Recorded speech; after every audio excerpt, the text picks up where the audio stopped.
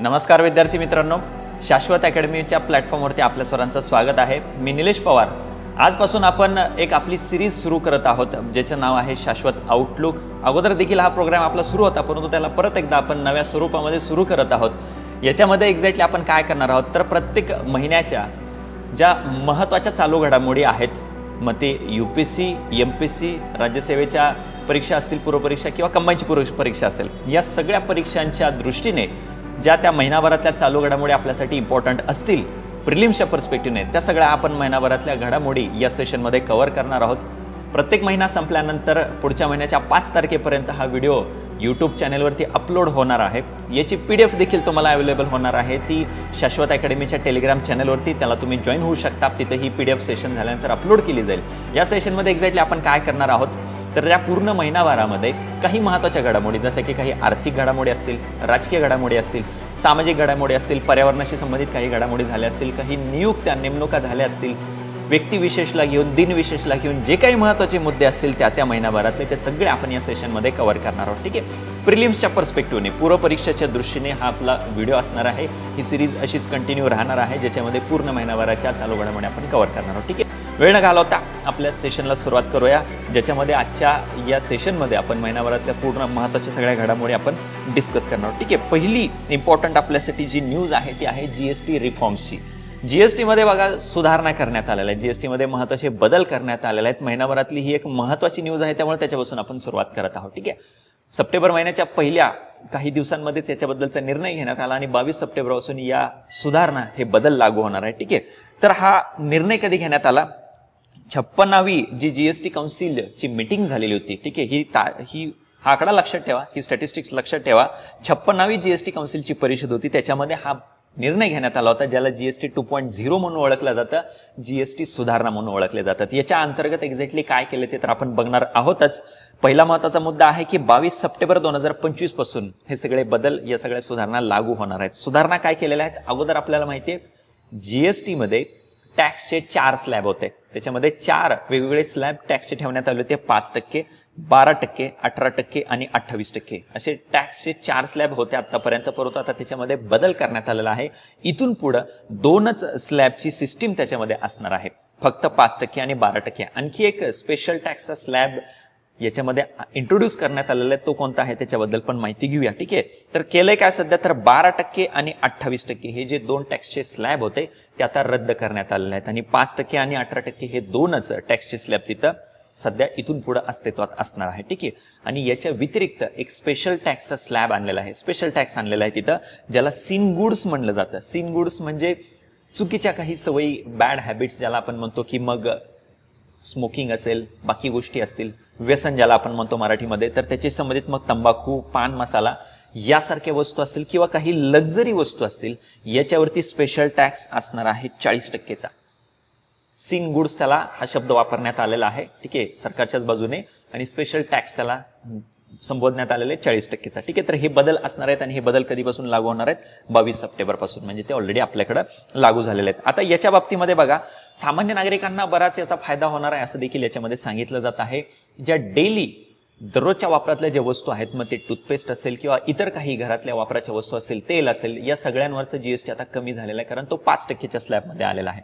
त्यामुळे बऱ्याच वस्तू आता स्वस्त होतील हे देखील सांगण्यात आलेलं आहे. सोबतच आरोग्य क्षेत्राशी संबंधित विमा जे असतील, जे काही लाईफ इन्शुरन्स असतील, त्या सगळ्यांवरचा GST आता 0 करण्यात आलेला आहे. त्यामुळे ते लाईफ इन्शुरन्स, विमा पण, आयुर्विमा, ते देखील कमी होणार आहे, त्याचे पण दर कमी होणार आहेत. सोबतच मग जे टेस्टिंगच्या लॅब असतात, लॅबोरेटरीज, कोणताही डिसीज त्याचं निदान करण्यासाठी जे लॅबोरेटरीज असतात, त्याच्या टेस्ट असतात, बाकी ज्या त्याच्याशी संबंधित गोष्टी असतील, MRI स्कॅन असेल, बाकी स्कॅन असतील, तर त्याच्यावरची देखील रेट आता कमी होणार आहेत असं देखील याच्या अंतर्गत सांगण्यात आलं. ठीक आहे. तर हा महत्त्वाचा मुद्दा आहे आपल्यासाठी. पुढच्या न्यूजकडे आपण वळूया. पुढची एक महत्त्वाची अपॉइंटमेंट आहे आपल्यासाठी CP राधाकृष्णन. CP राधाकृष्णन यांची भारताचे नवीन राष्ट्रपती म्हणून नियुक्ती करण्यात आलेली आहे.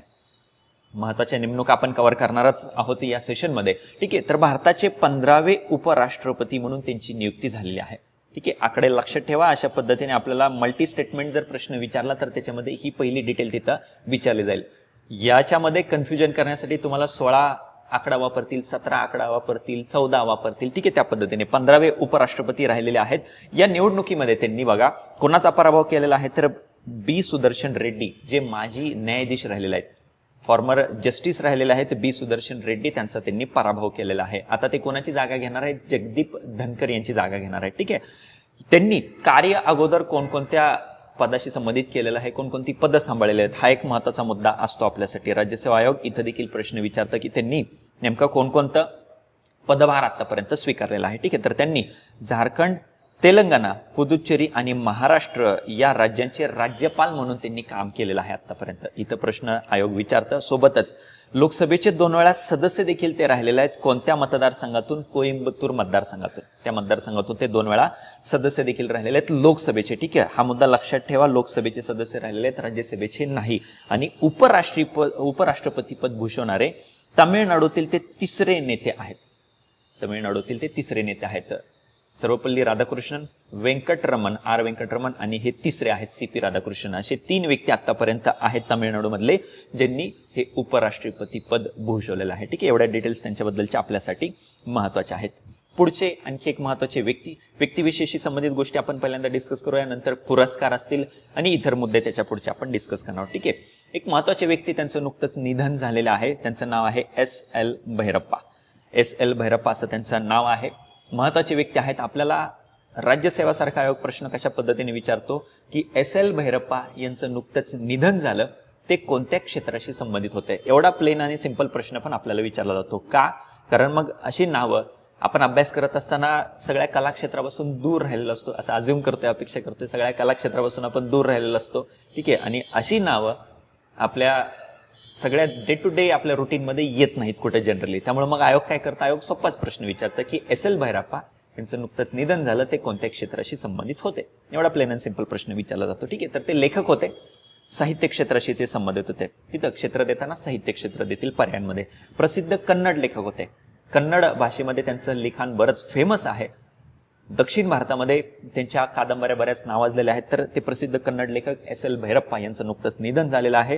त्यांच्याबद्दलच्या डिटेल्स मग ॲडिशनल पण आपल्याला विचारू शकतात. त्यांची पहिली कादंबरी कोणती होती असं विचारतील. भीमकाय नावाची त्यांची पहिली कादंबरी होती, जी 1958 मध्ये प्रकाशित झाली होती. त्यांनी 25 कादंबऱ्या आतापर्यंत लिहिल्या आहेत आणि त्यांची शेवटची कादंबरी राहिलेली आहे उत्तरकांड नावाची 2017 मध्ये. ठीक आहे, आणखी काही त्यांच्या महत्वाच्या इतर कादंबऱ्या ज्या खूप फेमस आहेत दक्षिण भारतामध्ये, त्याच्यामध्ये पर्व नावाची खूप फेमस आहे. त्याच्यानंतर दातू, वंशवृक्ष असेल, गृहभंग असेल, यासारख्या त्यांच्या इतर कादंबऱ्या आहेत ज्या खूप जास्त फेमस आहेत. ठीक आहे, इथं फेमस कादंबऱ्यांची फक्त नावं दिलेली आहेत. सगळ्याच्या सगळ्या 25 आपल्याला लक्षात ठेवण्याची गरज नाही. ज्या त्यांच्या खूप जास्त प्रसिद्ध झालेल्या होत्या त्याच्याबद्दलच आपल्याला आयोग प्रश्न विचारेल. ठीक आहे, आणि त्यामध्ये आणखी एक त्यांची महत्वाची कादंबरी आहे, ती आहे मंद्र नावाची, जिला 2001 मध्ये ज्या कादंबरीसाठी सरस्वती सन्मान पुरस्कार देण्यात आलेला होता. ज्या कादंबरीसाठी सरस्वती सन्मान पुरस्कार देखील देण्यात आलेला होता. ठीक आहे, तर ती एक महत्वाची गोष्ट आहे आपल्यासाठी. तो एक इम्पॉर्टंट मुद्दा लक्षात ठेवा. ठीक आहे, त्याच्यानंतर पुढच्या मुद्द्यांकडे आपल्याला वळायचं आहे. आता त्या SL भैरप्पा यांच्या संबंधित आणखी आपल्याला प्रश्न कुठं विचारू शकतात? ठीक आहे, तर त्यांना 2010 मध्ये, ठीक आहे, 2010 मध्ये त्यांना त्यांच्या मंद्र या कादंबरीसाठी सरस्वती सन्मान पुरस्कार मिळालेला आहे. आणि त्याच्यानंतर 2023 मध्ये त्यांना केंद्र सरकारच्या बाजूने पद्मभूषण पुरस्काराने सन्मानित करण्यात आले. ठीक आहे, एवढ्या डिटेल्स त्यांच्याबद्दलच्या आपल्याला लक्षात ठेवायच्या आहेत. ठीक आहे, त्याच्यानंतर पुढची एक नियुक्ती आपल्यासाठी महत्वाची आहे. मिथुन मन्नास यांची BCCIचे नवे अध्यक्ष म्हणून नियुक्ती करण्यात आलेली आहे. BCCI त्याच्याबद्दल प्रश्न विचारला जातो आपल्याला. राज्यसेवा आयोगाकडून कंबाईन असेल किंवा राज्यसेवा पूर्व परीक्षा असेल त्याच्यामध्ये प्रश्न विचारला जातो क्रिकेटबद्दल स्पेसिफिकली. तर ते 37वे अध्यक्ष म्हणून त्यांनी कार्यभार स्वीकारलेला आहे. BCCIचे आपले board of control for cricket council in India जो आहे त्याचे 37वे अध्यक्ष म्हणून त्यांनी आता पदभार स्वीकारलेला आहे. याच्या अगोदर अध्यक्ष कोण होतं तर त्यांनी रॉजर बिन्नी यांची जागा घेतलेली आहे. रॉजर बिन्नी अगोदर BCCIचे अध्यक्ष होते, तर त्यांच्या जागी आता मिथुन मन्नास हे अध्यक्ष असणार आहेत. त्यांनी त्यांच्या कारकिर्दीमध्ये 1997-98 पासून ते 16-17 पर्यंत बरेच क्रिकेटचे सामने खेळलेले आहेत, ज्याच्यामध्ये 157 फर्स्ट क्लास क्रिकेटचे त्यांनी सामने खेळलेले आहेत, मॅच खेळलेले आहेत.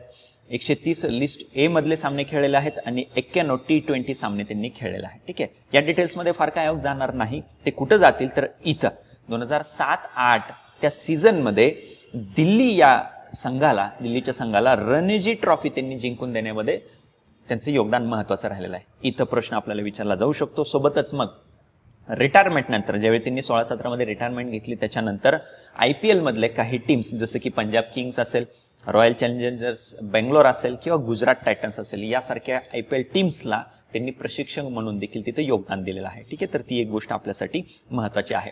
त्यांनी जम्मू आणि काश्मीर क्रिकेट असोसिएशनचे क्रिकेट संचालक म्हणून देखील काम केलेलं आहे. याच्या अगोदर BCCIचे अध्यक्ष म्हणून निवडण्याच्या अगोदर त्यांनी हे पद देखील सांभाळलेले आहेत. आणि आणखी सगळ्यात जास्त महत्वाचा मुद्दा कोणता आहे तर तो आहे हा, सौरव गांगुली आणि रॉजर बिन्नी या दोघांच्या नंतर असे हे तिसरे क्रिकेटपटू राहिलेले आहेत जे आता BCCIचे अध्यक्षपद स्वीकारणार आहे.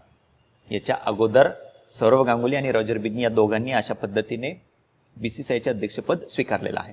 ठीक आहे, सांभाळलेलं आहे. क्रिकेटपटू त्याच्याबद्दल बोलतोय, नंतर क्रिकेटपटू व्यतिरिक्त इतर देखील मग बरेच व्यक्ती या BCCIचे अध्यक्ष राहिलेले आहेत आतापर्यंत. त्यामुळे इथं आपल्याला आयोग प्रश्न फोकस करून विचारू शकतं. ठीक आहे, BCCI बद्दलच्या काही बेसिक डिटेल्स लक्षात ठेवा. मुख्यालय कुठं आहे? वानखेडे स्टेडियमच्या इथं सेंटर मुंबई, त्या ठिकाणी त्याचं BCCIचं मुख्यालय आहे.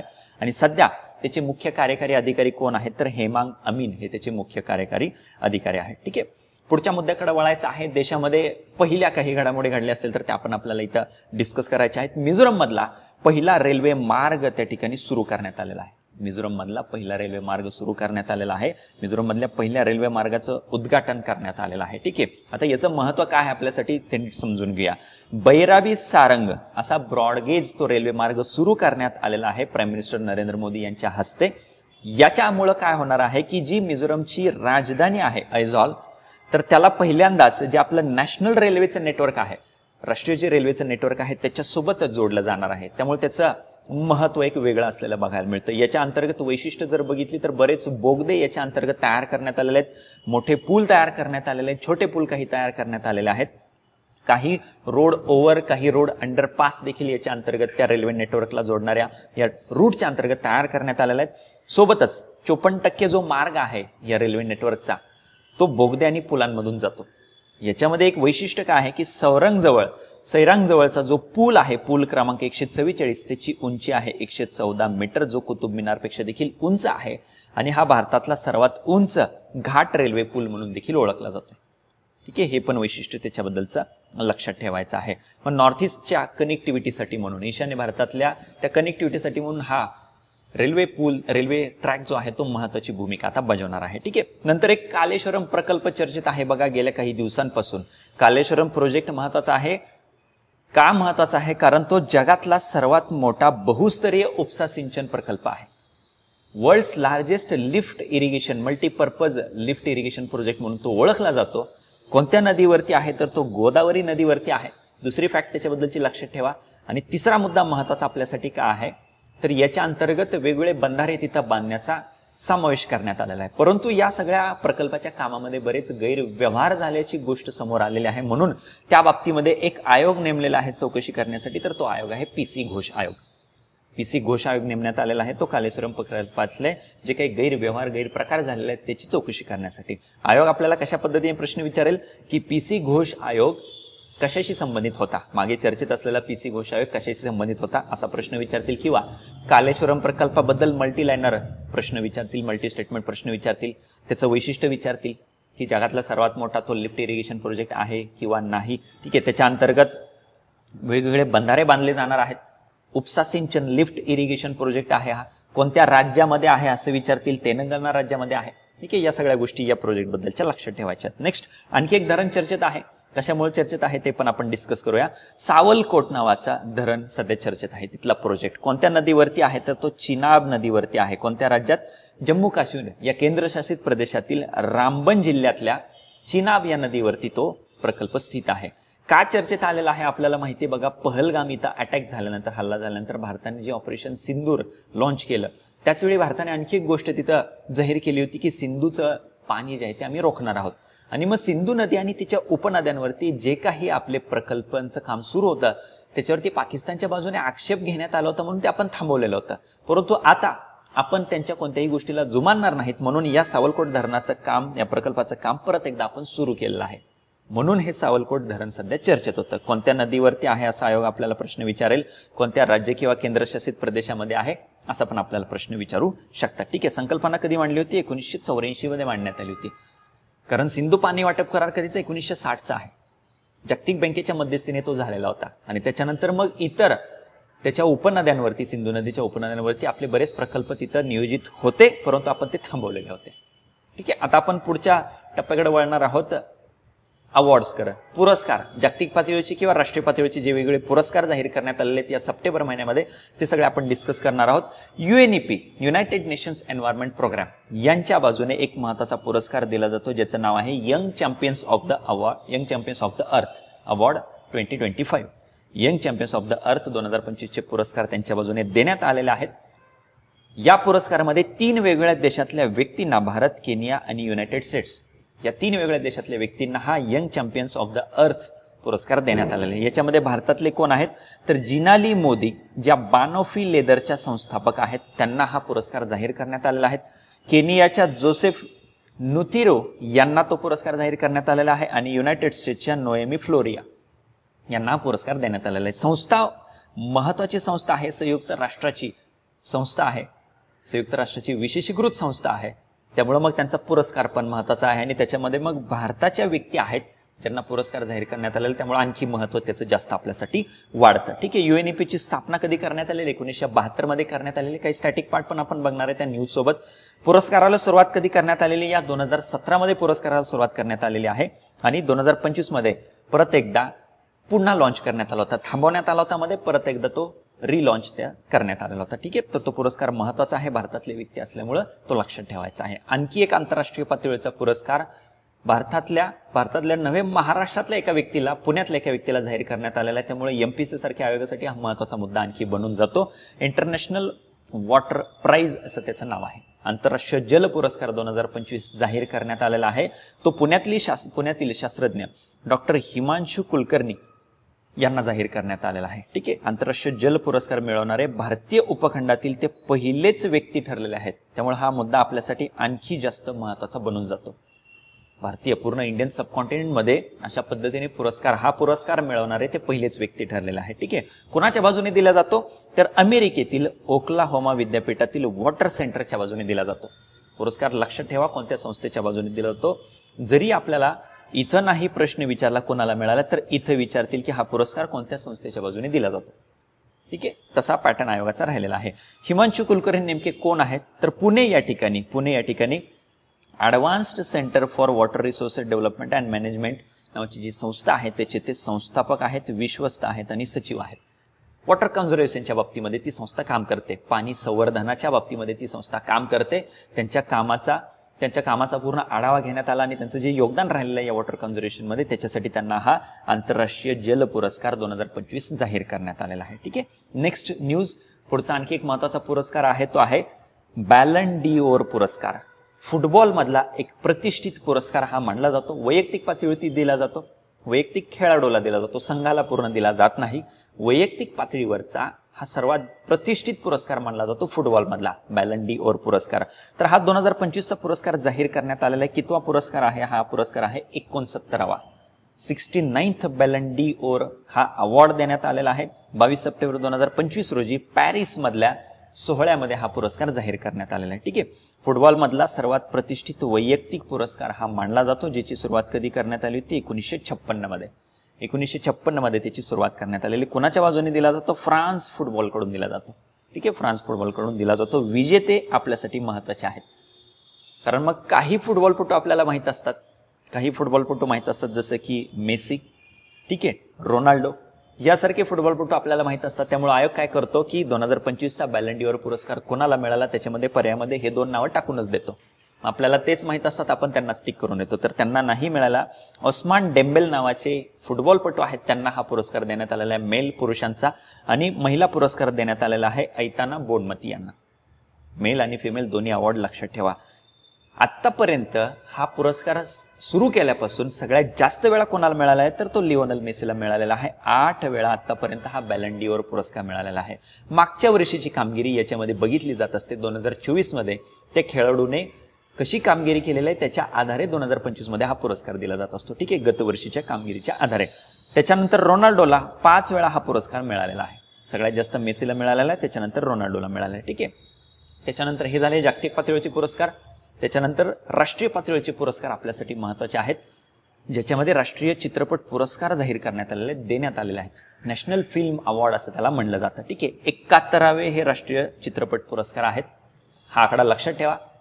राष्ट्रपती त्यांच्या बाजूने हा पुरस्कार तिथं देण्यात आलेला आहे. याच्यामध्ये सर्वोत्कृष्ट अभिनेता, सर्वोत्कृष्ट अभिनेत्री आणि सोबतच दादासाहेब फाळके पुरस्कार, हे तिन्ही पुरस्कार आपल्यासाठी महत्त्वाचे आहेत. सर्वोत्कृष्ट अभिनेत्री म्हणून राणी मुखर्जी यांना पुरस्कार देण्यात आलेला आहे. कोणत्या चित्रपटासाठी?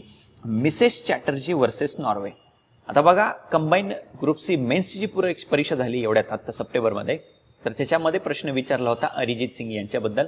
अरिजित सिंग यांना जो हा नॅशनल फिल्म अवॉर्ड देण्यात आलाय मागच्या वर्षीचा, तो कोणत्या गाण्यासाठी देण्यात आला असा विचारलेला आहे प्रश्न. त्यामुळे तेवढ्या डिटेलमध्ये आपल्याला जावं लागेल.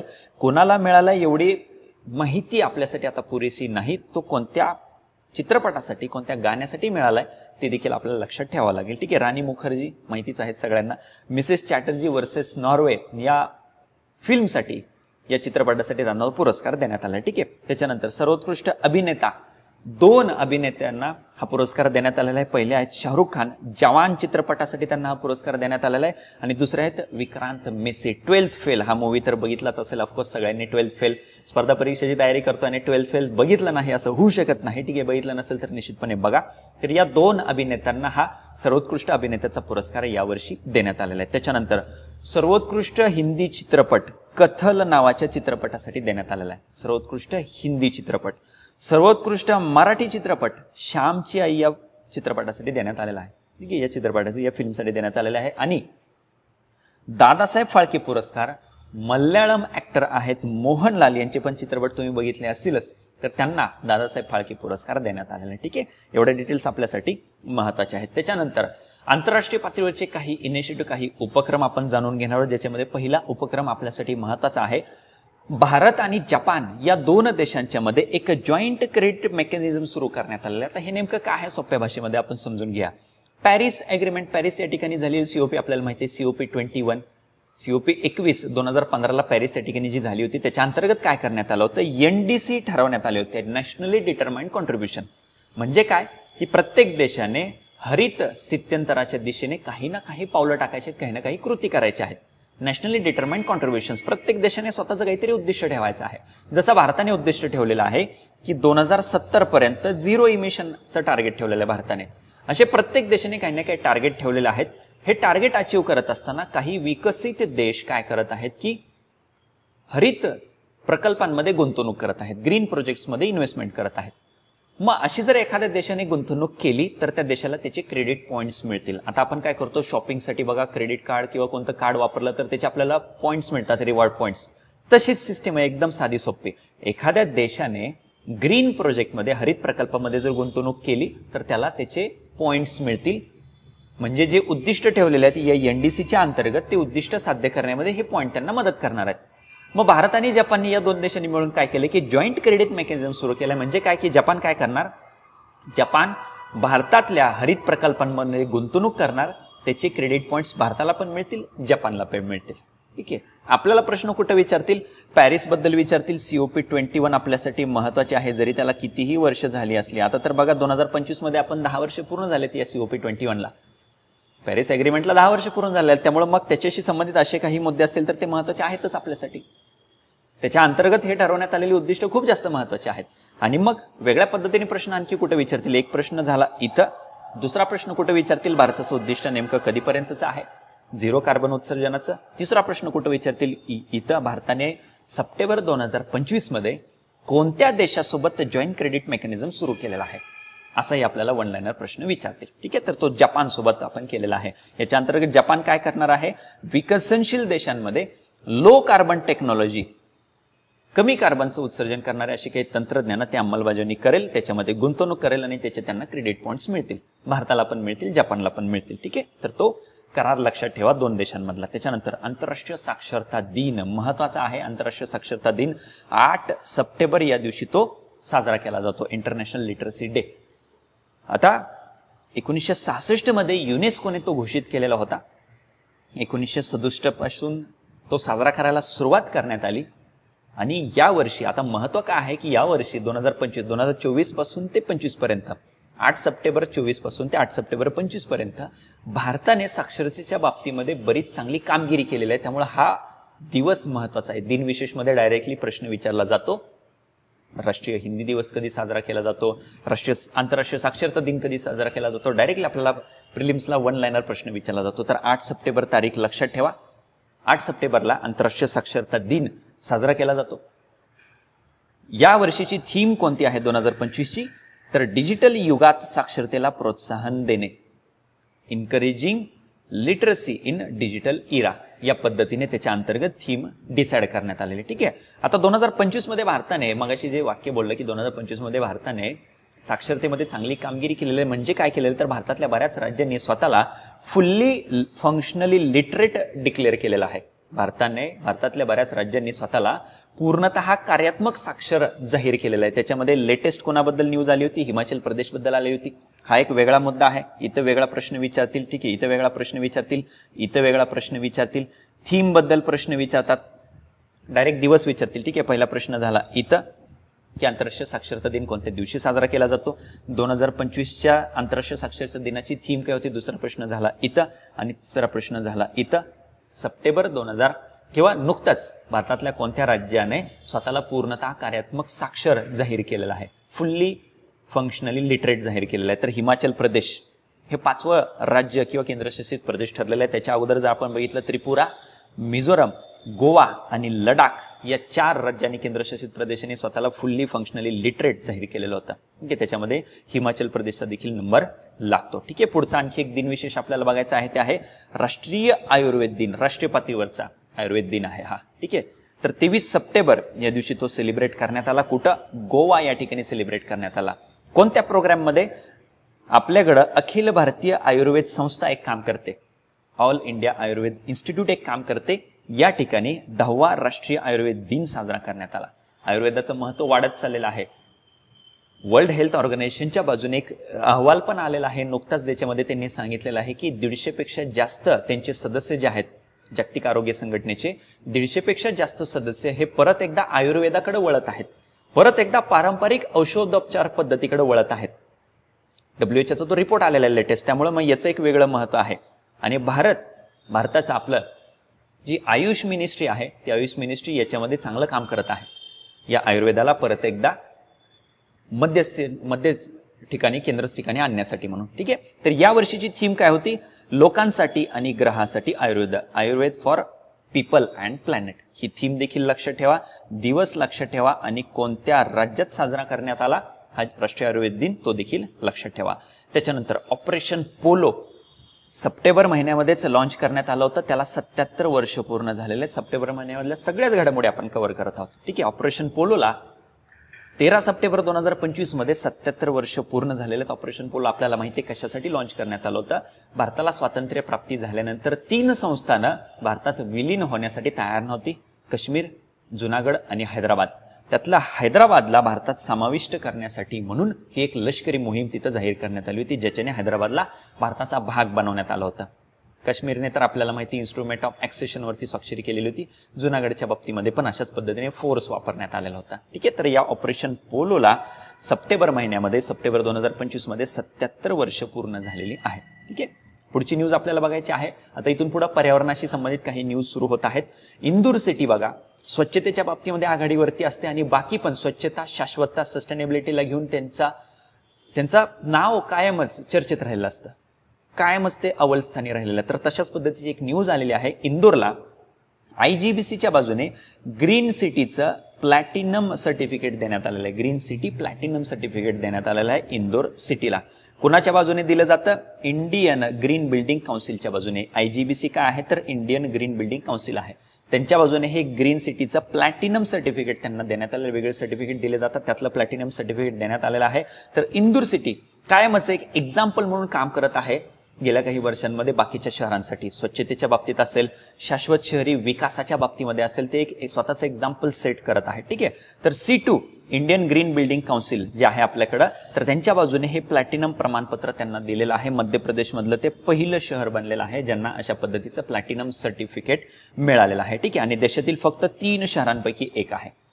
देशातलं हे 3रं शहर ठरलेलं आहे. ठीक आहे. तर हे महत्वाचं आहे. हे सर्टिफिकेट कशासाठी दिलं जातं, तर पर्यावरण व्यवस्थापन, एन्व्हायरमेंटच्या बाबतीमध्ये चांगलं तुम्ही सस्टेनेबल मॅनेजमेंट केलं असेल, ग्रीन सिटी प्लॅनिंगच्या बाबतीमध्ये काही तुम्ही उपक्रम सुरू केले असतील, तर या सगळ्या गोष्टींमध्ये तुम्ही उत्कृष्टता दाखवली कोणत्या शहरांनी, तर त्याच्यासाठी मान्यता देणारं म्हणून हे प्रमाणपत्र दिलं जातं. ठीक आहे. नेक्स्ट पुढच्या न्यूजकडे वळायचं आहे. अशीच एक सिटी आहे उदयपूर सिटी, ज्यांना रामसारची वेटलँड सिटीची मान्यता मिळालेली आहे. रामसार साइट्स आपल्याला माहिती आहेत, लेटेस्ट रामसार साईट ऍड झाले असतील तर त्याच्याबद्दल प्रश्न विचारला जातो. 2 रामसार नवीन साईट ऍड झालेले आहेत, त्याच्याबद्दल चर्चा करणारच आहोत आपण. त्याच्या अगोदर उदयपूर जी सिटी आहे, ज्याला लेक सिटी म्हणून ओळखली जाते, तर या उदयपूरला सप्टेंबर 2025 मध्ये रामसार वेटलँड सिटी ॲक्रेडिटेशन मिळालेलं आहे. रामसार वेटलँड सिटीची मान्यता त्यांना मिळालेली आहे. कशासाठी, तर तलावांचं शहर म्हणून ओळखलं जातं. या उदयपूर शहरामध्ये मोठ्या प्रमाणामध्ये पाणथळ जागा आहेत, वेटलँड्स आहेत, तर त्याचं चांगल्या पद्धतीने संरक्षण त्यांनी केलेलं आहे. त्यांनी चांगले प्रयत्न केलेले आहेत, म्हणून त्यांना रामसार वेटलँड सिटी मान्यता ॲक्रेडिटेशन देण्यात आलेलं आहे. ठीक आहे. बाकी तर मग याच्याबद्दलच्या गोष्टी बेसिक माहितीच ठेवायच्या आहेत की रामसार करार नेमका काय आहे. 2 फेब्रुवारी तारीख लक्षात ठेवायची आहे. इराणमधली रामसार सिटी, त्या ठिकाणी रामसार करार स्वीकारण्यात आला होता. कशाशी संबंधित, तर या पाणथळ जागांशी संबंधित. वेटलँड्स का महत्वाचे आहेत, जैवविविधतेला ते संवर्धित करतात. मग ते प्राणी असतील, पक्षी असतील, वनस्पती असतील, त्यांना चांगल्या पद्धतीने संवर्धित करतात. हे वेटलँड त्यांच्यासाठीचं एक अधिवास म्हणून तो काम करतो, म्हणून त्याला संरक्षित ठेवण्यासाठीचं, संवर्धित ठेवण्यासाठीचं हे रामसार कन्व्हेन्शन त्यावेळी करण्यात आलं होतं. ठीक आहे. पुढची न्यूज पण रामसार साईट बद्दलचीच आहे. भारतातले 2 नवीन ठिकाणं रामसार स्थळ म्हणून जाहीर करण्यात आलेले. ठीक आहे. रामसारच्या यादीमध्ये बिहारमधले 2 लोकेशन्स आता ऍड झालेले आहेत. या 2 लोकेशनसह आता एकूण संख्या भारतातली बनलेली आहे 93. भारतामध्ये एकूण 93 रामसार साइट्स आहेत, रामसार स्थळं आहेत. आशियातली ती सर्वोच्च संख्या आहे. अशा खंडामध्ये जर विचार केला तर भारत एकमेव देश आहे ज्याच्यामध्ये 93 एवढ्या रामसार साइट्स आहेत. आणि जागतिक पातळीचा जर विचार केला तर भारत 3रा देश आहे ज्याच्यामध्ये एवढ्यात जास्तीत जास्त सिटीज आहेत, एवढ्यात जास्तीत जास्त रामसार साइट्स आहेत, एवढी ठिकाणं आहेत. ठीक आहे. कोणते 2 लोकेशन्स आहेत, तर बक्सार जिल्ह्यातलं गोकुळ जलाशय आणि पश्चिम चंपारण जिल्ह्यातलं उदयपूर झील, हे 2 लोकेशन जे आहेत ते भारतातल्या रामसार साइट्स मध्ये ऍड करण्यात आलेले आहेत. आता एकूण संख्या झालेली आहे 93. एकूण संख्या झालेली आहे 93. ठीक आहे. आणखी ऍड होत गेल्या परीक्षेपर्यंत, तर त्यावेळी आपण तो नंबर अपडेट करत जाऊया. ठीक आहे. पर्यावरणाशी संबंधित आणखी एक महत्त्वाचा उपक्रम सुरू करण्यात आलेला आहे. भारतातला पहिला बांबू आधारित इथेनॉल प्लांट सुरू करण्यात आलेला आहे. बांबू बेस्ड, इंडियाज फर्स्ट बांबू बेस्ड इथेनॉल प्लांट सुरू करण्यात आलेला आहे. कुठं, आसाम राज्यातल्या गोलाघाट या ठिकाणी.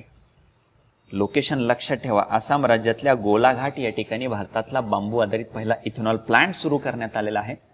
या ठिकाणी काय केलं जाणार आहे, बायो इथेनॉल तयार केलं जाणार आहे. कशासाठी, तर आपला इथेनॉल ब्लेंडिंग प्रोग्राम एक महत्वाचा आहे. इथेनॉल ब्लेंडिंग प्रोग्राम एक महत्वाचा आहे. याच्या अंतर्गत आपण काय करतोय, तर पेट्रोलमध्ये बघा आपण काय करतोय, तर पेट्रोलमध्ये 20% इथेनॉल आपण ऍड करतोय. कशासाठी, ठीक आहे. 100% जर पेट्रोल आपण जर वापरत असेल तर याच्यासाठी काय करायला लागतं, तर मोठ्या प्रमाणामध्ये तेल, कच्चं तेल आयात करावं लागतं इतर देशांमधून. त्याच्यासाठी मग फॉरेक्स रिझर्व्ह आपले जातात, परकीय चलन आपलं द्यावं लागतं. पहिला महत्वाचा मुद्दा. दुसरा महत्वाचा मुद्दा, पूर्ण 100% पेट्रोल वापरलं तर त्याच्यातून हरितगृह वायूंचं उत्सर्जन पण जास्त होत आहे. मग या दोन गोष्टींना आळा घालण्यासाठी म्हणून आपण हा इथेनॉल ब्लेंडिंग प्रोग्राम सुरू केलाय, ज्याच्या अंतर्गत काय करतो, आपण 20% इथेनॉल ऍड करतोय या पेट्रोलमध्ये. 80% असेल पेट्रोल आणि 20% असेल इथेनॉल. याच्यामुळे काय होतं की कच्चं तेल आपल्याला जे आयात करावं लागतं त्याचं प्रमाण कमी होईल आणि हरितगृह वायू उत्सर्जन जे काय जास्त होतं त्याचं पण प्रमाण कमी होईल, कारण इथेनॉल हे स्वच्छ ऊर्जा इंधन म्हणून ओळखलं जातं. मगाशी जे सांगितलं होतं 2070चं आपलं टार्गेट आहे 0 कार्बन इमिशनचं, त्याच्याच दिशेने टाकलं जाणारं हे एक पाऊल आहे. त्याच्याच दिशेने टाकलं जाणारं हे पाऊल आहे. सोबतच मग इथेनॉल निर्मितीच्या माध्यमातून शेतकऱ्यांना देखील उत्पन्न त्यांचं जे आहे ते वाढणार आहे. मग आपल्याकडे ऊसापासून मोठ्या प्रमाणात महाराष्ट्रामध्ये आपल्याला माहिती ऊसाचं प्रमाण जास्त आहे. ऊसापासून इथेनॉल आपल्याकडे बनवलं जातं. सोबतच मग या ईशान्येकडच्या राज्यांमध्ये या बांबूच्या माध्यमातून इथेनॉल बनवलं गेल्यामुळे व बांबू शेतकरी जे आहेत त्यांना देखील त्याचा आर्थिक उत्पन्न चांगल्या पद्धतीने मिळणार आहे. ठीक आहे, तर ते मुद्दे लक्षात ठेवा. नेक्स्ट पुढचा पर्यावरणाशी संबंधित मुद्दा आहे तो आहे भारतातलं पहिलं डुगॉंग संवर्धन अभयारण्य. ते चर्चेत आहे. त्याला मान्यता मिळाली आहे कोणाकडून? IUCNच्या बाजूने, international union for conservation of nature. त्यांच्या बाजूने त्यांना मान्यता मिळालेली आहे, औपचारिक मान्यता मिळाली आहे की तुम्ही चांगल्या पद्धतीने त्याचं संवर्धन कार्य करत आहात. ठीक आहे, डुगॉंग म्हणजे काय तर इथं फोटो तुम्हाला दिसत असेल बघा. तर ही जी प्रजाती आहे याला डुगॉंग म्हणून ओळखलं जातं. यालाच दुसरं काय नाव आहे? याला समुद्री गाय म्हणून ओळखलं जातं. सी काऊ असं देखील त्याला म्हणलं जातं. सी काऊ असं देखील त्याला म्हणलं जातं. ठीक आहे, रेअर आहे. काहीच ठिकाणी त्यांचा अधिवास असलेला आपल्याला बघायला मिळतो. कोणत्या ठिकाणी आहे अधिवास त्यांचा? अंदमान आणि निकोबार तिथले आयलँड्स असतील, गल्फ ऑफ मन्नार, मन्नारचा आखात असेल, पाल्पची समुद्रधुनी असेल किंवा कच्छचं आखात असेल, याच ठिकाणी फक्त त्यांचा अधिवास आहे, लिमिटेड. ठीक आहे, मग हे जर पहिलं डुगॉंग संवर्धन अभयारण्य आहे ते कुठं सुरू करण्यात आलं तर पाल्पची समुद्रधुनी त्या ठिकाणी. हा एक वेगळा प्रश्न आपल्यासाठी बनू शकतो, वेगळा वन लाईनर प्रश्न आपल्यासाठी बनू शकतो की पहिलं भारतातलं पहिले डुगॉंग संवर्धन अभयारण्य कोणत्या ठिकाणी आहे तर ते पाल्पची समुद्रधुनी आणि मन्नारचं जे आखात आहे त्या ठिकाणी लोकेटेड आहे. तामिळनाडू राज्य सरकारचं त्याच्यामध्ये महत्वाचं योगदान आहे याच्या संवर्धनामध्ये. ठीक आहे, त्याची संख्या कमी होत चाललेली होती तर त्याच्या संवर्धनासाठी म्हणून 2022 मध्ये पहिल्यांदा असं संवर्धन राखीव क्षेत्र घोषित करण्यात आलेलं होतं. या डुगॉंग या प्राण्यासाठी पहिल्यांदाच अशा पद्धतीचं संवर्धन क्षेत्र जाहीर करण्यात आलं होतं तामिळनाडू राज्य सरकारच्या बाजूने. कुठं? या लोकेशनला, मन्नारचा आखात आणि पाल्पची समुद्रधुनी त्या ठिकाणी. ठीक आहे, याच्याबद्दलचे आणखी डिटेल्स लक्षात ठेवा. भारतातील सागरी परिसंस्थेत आढळणारा एकमेव शाकाहारी सस्तन प्राणी आहे तो, एकमेव शाकाहारी सस्तन प्राणी आहे. ठीक आहे, इथं तुम्हाला गवत पण दिसत असेल, समुद्री गवत, सी ग्रास ज्याला म्हणलं जातं. तर त्या सी ग्रासवरती त्यांचा उदरनिर्वाह चालतो. यांना धोके कोणते आहेत एक्झॅक्टली तर त्यांना धोके आहेत की मच्छीमारांकडून जी जाळी वापरली जात असते मासे पकडण्यासाठी, त्या जाळीमध्ये बऱ्याच वेळा ते सापडतात आणि त्याच्यामध्ये सापडून त्यांचा मृत्यू होतो. सोबतच मग अधिवास जो आहे तो अधिवास त्यांचा नष्ट होत चाललाय. म्हणजेच काय, हा जो सी ग्रास आहे, समुद्री गवत आहे, ते कमी होत चाललंय, ज्याच्यावरती त्यांचा उदरनिर्वाह आहे. त्यामुळं ते कमी होत चालल्यामुळे त्यांच्या संख्येत घट होत चाललेली होती. म्हणून मग हे पूर्णतः संवर्धित राखीव क्षेत्र त्यांच्यासाठी जाहीर करण्यात आलं होतं तामिळनाडू राज्य सरकारच्या बाजूने. मग याच्यामध्ये तामिळनाडू राज्य सरकार, केंद्र सरकारच्या बाजूने wild life institute of India यासारख्या संस्था त्याच्यामध्ये काम करत आहेत. ठीक आहे, IUCNच्या रेड लिस्ट मधलं स्टेटस पण मग अशा चर्चेत असलेल्या प्रजातीचं आपल्याला माहित असणं अपेक्षित असतं. त्यांचं वल्नरेबल, ज्यालाच असुरक्षित असं म्हणलं जातं मराठीमध्ये, तर त्याचं स्टेटस, तो दर्जा IUCNचा रेड लिस्ट मधला तो पण आपल्याला माहित असणं गरजेचं आहे. ठीक आहे, प्रश्न कुठं कुठं विचारला जाईल, याला आणखी काय म्हणून ओळखलं जातं, याचा IUCNचं स्टेटस काय आहे आणि त्याचा अधिवास कोणत्या ठिकाणी आहे आणि भारतातलं हे पहिलं डुगॉंग संवर्धन अभयारण्य नेमकं कुठं आहे, या पद्धतीने आपल्याला प्रश्न वेगळ्या पद्धतीने विचारला जाऊ शकतो. ठीक आहे, आता आपण पुढच्या टप्प्याकडे वळतोय. परिषदा, सप्टेंबर महिन्यामध्ये ज्या महत्वाच्या परिषदा झालेल्या आहेत, महत्वाचे उपक्रम, महत्वाचे काही कॉन्फरन्स झाले असतील तर त्याच्याबद्दलचे सगळे न्यूज आपण बघणार आहोत. पहिली महत्वाची कॉन्फरन्स आहे आपल्यासाठी ती आहे सेमिकॉन इंडिया 2025. पहिला महत्वाचा मुद्दा लक्षात ठेवायचा, ते कोणत्या ठिकाणी आयोजित करण्यात आली होती तर नवी दिल्ली या ठिकाणी ती आयोजित करण्यात आली होती. इंडिया सेमीकंडक्टर मिशन हे खूप जास्त चर्चेत आहे, कारण सेमीकंडक्टरची आपल्याकडे कमतरता आहे. सेमीकंडक्टरला घेऊन आपण नवीन नवीन प्लांट प्रकल्प जाहीर करत आहोत. इंडिया सेमीकंडक्टर मिशन आणि जागतिक सेमीकंडक्टर उद्योग संघटना, ज्याचा शॉर्ट फॉर्म आहे सेमी, यांच्याकडून संयुक्तपणे ही आयोजित करण्यात आली होती. हा महत्वाचा मुद्दा आहे. लोकेशन कोणाकडून आयोजित करण्यात आली होती हा दुसरा महत्वाचा मुद्दा आहे. परीक्षेच्या दृष्टीने परीक्षाभिमुखच मुद्दे फक्त आपण याच्यामध्ये घेणार आहोत, बाकी कोणताही फफट परसारा डिस्कस करणार नाही. ठीक आहे, एकदम टू द पॉइंट हे सगळे आपले सेशन्स असतील. जॉईंटली कोणाकडून हे ऑर्गनाईज करण्यात आली होती? इंडिया सेमीकंडक्टर मिशन, गव्हर्नमेंटच्या बाजूने सुरू करण्यात आलेलं हे मिशन आहे आणि जागतिक पातळीवरती सेमीकंडक्टर उद्योग संघटना सेमी नावाची जे काम करते त्यांच्या बाजूने हे आयोजित करण्यात आलेलं होतं. कोणत्या ठिकाणी? नवी दिल्ली या ठिकाणी. थीम काय आहे? Building the next semiconductor power house. भारताला सेमीकंडक्टरचं एक पॉवर हाऊस म्हणून स्वतःला डेव्हलप करायचं आहे, त्याच्यासाठीच ही थीम त्याच्यामध्ये वापरण्यात आलेली आहे. सुरुवात याची कधी करण्यात आली? या सेमिकॉन इंडिया नावाच्या या प्रोग्रामची, या परिषदेची सुरुवात कधी करण्यात आली? 2022 मध्ये. ठीक आहे, याच्या अगोदरचे एडिशन कुठं झाल्यात, आवृत्त्या कुठं झाल्यात? 22ची झाली बेंगलोरला, 23ची झाली गांधीनगरला आणि 24ची झालेले ग्रेटर नोएडा या ठिकाणी आणि 25ची झालेली आहे नवी दिल्ली या ठिकाणी. ठीक आहे, इंडिया सेमीकंडक्टर मिशन. सेमीकंडक्टर आपण बघा, इलेक्ट्रिक व्हेकल्सचा वापर वाढवण्यासाठी सरकार प्रोत्साहन देत आहे, त्याच्यामध्ये सेमीकंडक्टर लागत आहे. बाकी इलेक्ट्रिकल इक्विपमेंट्समध्ये पण सेमीकंडक्टर लागतं, तर त्याच्यामध्ये भारताला त्याचा हब बनवण्यासाठी आपण प्रयत्न करत आहोत, त्यापैकीच हा एक प्रयत्न आहे. पुढची न्यूज, त्याच्याशी संबंधित आहे भारताचा पहिला स्वदेशी विक्रम 32 बिट मायक्रो प्रोसेसर लॉन्च करण्यात आलेला आहे स्वतः प्राईम मिनिस्टर यांच्या बाजूने. विक्रम 32 बिट मायक्रो प्रोसेसर लॉन्च करण्यात आलेला आहे. ठीक आहे, विक्रम 3201 असं त्याचं नाव आहे. नाव लक्षात ठेवा. पूर्णपणे स्वदेशी आहे तो, पूर्णतः फुल्ली इंडिजिनियस आहे, पूर्णतः भारतामध्ये तो बनवण्यात आलेला आहे. 32 बिट मायक्रो प्रोसेसर आहे तो. ठीक आहे, नाव लक्षात ठेवा. विक्रम 3201 कोणाच्या बाजूने तो डेव्हलप करण्यात आलेला आहे? इस्रो आणि चंदीगड या ठिकाणी असलेली सेमीकंडक्टर जी लॅबोरेटरी आहे त्यांच्या बाजूने हे डेव्हलप करण्यात आलेलं आहे. इस्रोने चंदीगड या ठिकाणी सेमीकंडक्टर इथली जी लॅबोरेटरी आहे त्यांच्या बाजूने ते डेव्हलप करण्यात आलेलं आहे. ठीक आहे, प्राईम मिनिस्टर यांना ती सुपूर्द करण्यात आली होती. त्याच्या संबंधित इमेज देखील इथं दाखवलेली आहे. ठीक आहे, नेक्स्ट पुढची एक महत्वाची परिषद ई गव्हर्नन्सवरची राष्ट्रीय परिषद. ई गव्हर्नन्स खूप जास्त चर्चेत असतं. ई गव्हर्नन्स म्हणजे काय? सरकारच्या बाजूने ज्या काही सुविधा ऑनलाईन दिल्या जातात त्याला आपण म्हणतो ई गव्हर्नन्स, सोप्या भाषेमध्ये. ठीक आहे, ई गव्हर्नन्सला घेऊन बरेच उपक्रम वेगवेगळे राज्य करत असतात. महाराष्ट्राने जर बघितलं तर आरटीएस हा ई गव्हर्नन्सच एक चांगलं एक्झाम्पल आहे. राईट टू सर्व्हिस, सेवा अधिकार जो आहे तो ई गव्हर्नन्सचाच एक चांगलं एक्झाम्पल आहे. ऑनलाईन सर्व्हिसेस दिल्या जातात गव्हर्नमेंटच्या बाजूने, त्याला आपण म्हणतो ई गव्हर्नन्स. ठीक आहे, ई गव्हर्नन्सवरची राष्ट्रीय परिषद कितवी आहे? 28वी आहे. इथं इमेजेस पण त्यासाठीच टाकलेले आहेत की बऱ्याच वेळा काय होतं, आपली व्हिज्युअल मेमरी खूप चांगल्या पद्धतीने काम करते या कंटेंटपेक्षा.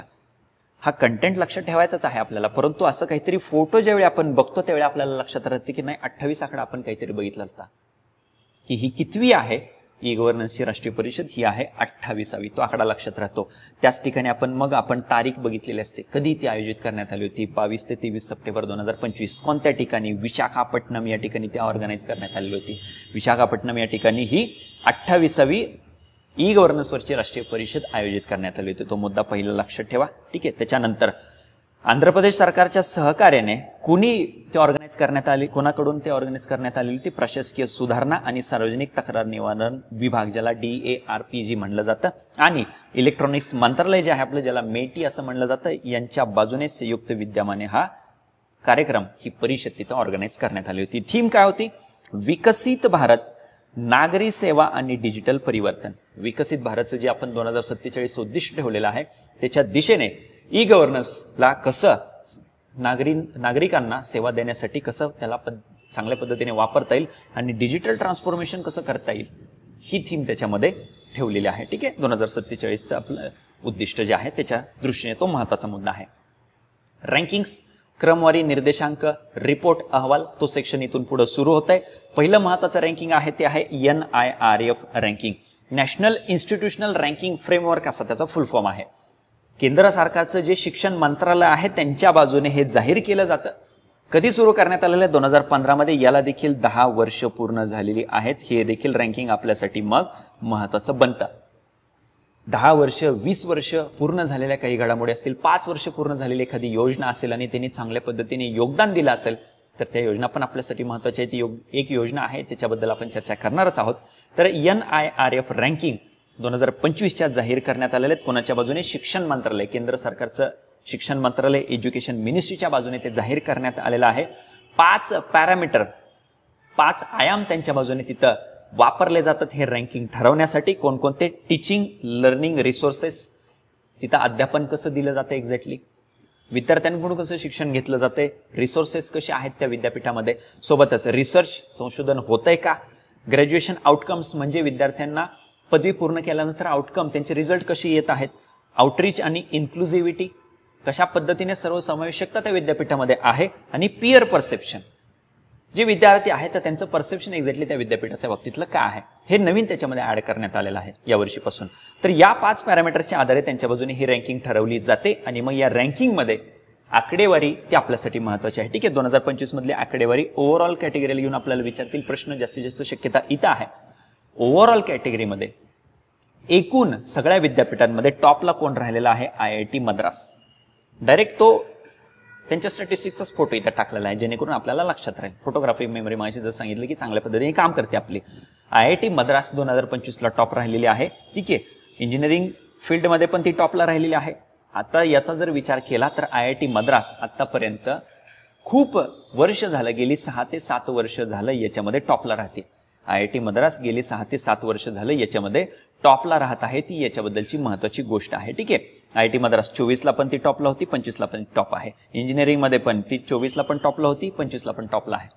ओव्हरऑल रँकिंग बद्दल आपल्याला जास्तीत जास्त शक्यता आहे की तिथं आपल्याला प्रश्न विचारतील. विद्यापीठांबद्दल एक विचारू शकतात. दुसरा एक महत्त्वाचा मुद्दा हा आहे की विद्यापीठांच्या बाबतीमध्ये, युनिव्हर्सिटीच्या बाबतीमध्ये कोणतं विद्यापीठ, कोणती संस्था टॉपला राहिलेली आहे, तर ती आहे IISc बेंगलोर. ती आहे IISc बेंगलोर. महाराष्ट्राच्या बाबतीत जर विचार केला स्पेसिफिकली, तर महाराष्ट्रामध्ये Tata institute of social science टीस सारखी संस्था असेल, IIT बॉम्बे असेल, यासारख्या संस्थांचं क्रमवारी थोडीशी घसरलेली आपल्याला बघायला याच्यामध्ये मिळते. ठीक आहे, नेक्स्ट पुढचा इंडेक्स, पुढचा निर्देशांक महत्वाचा आहे आपल्यासाठी, तो आहे ग्लोबल पीस इंडेक्स 2025चा, जागतिक शांतता निर्देशांक 2025. शांततेच्या बाबतीतलं मेजरमेंट याच्या अंतर्गत केलं जातं. कुणाच्या बाजूने जाहीर केला जातो? इन्स्टिट्यूट फॉर इकॉनॉमिक्स अँड पीसच्या बाजूने, institute for economics and peace. आता बऱ्याच वेळा होतं काय की ग्लोबल पीस इंडेक्स नाव भारदस्त वाटतंय, पर्यायांमध्ये आपल्याला देतील वर्ल्ड बँक, कोणाच्या बाजूने जाहीर केलं जातं पर्यायामध्ये वर्ल्ड बँक देतील. ठीक आहे, किंवा युनायटेड नेशन्सचं नाव देतील, वर्ल्ड इकॉनॉमिक फोरम म्हणतील, जागतिक इकॉनॉमिक फोरमचा पर्याय देतील, यासारखे पर्याय देतील. परंतु त्यांच्याकडून हा जाहीर केला जात नाही, institute for economics and peace कडून जाहीर केला जातो. ठीक आहे, जागतिक शांतता निर्देशांक कशाच्या आधारे? शांतता, प्रशासन, सामाजिक विश्वास आणि सुरक्षिततेच्या आधारावरती देशांना क्रमवारी याच्या अंतर्गत दिली जाते. सलग 18व्या वर्षी आइसलँड हा देश याच्यामध्ये अव्वल स्थानी राहिलेला आहे. आता हे जे स्कॅन्डिनेव्हियन देश म्हणून ओळखले जातात, स्कॅन्डिनेव्हियन देश जे आहेत, मग आइसलँड असेल, फिनलँड असेल, डेन्मार्क, नॉर्वे, स्वीडन, हे स्कॅन्डिनेव्हियन देश हे बऱ्याच निर्देशांकामध्ये, बऱ्याच रिपोर्ट्समध्ये टॉपलाच राहतात. तर आइसलँडचं एक्झाम्पल याच्या माध्यमातून आपल्याला लक्षात येतच की सलग 18व्या वर्षी आइसलँड हा देश जगातला सगळ्यात शांत देश म्हणून तो अव्वल स्थानी या निर्देशांकामध्ये राहिलेला आहे, सगळ्यात शांत देश. सिंगापूर हा आशियातला एकमेव देश आहे जो टॉप 10 मध्ये आहे.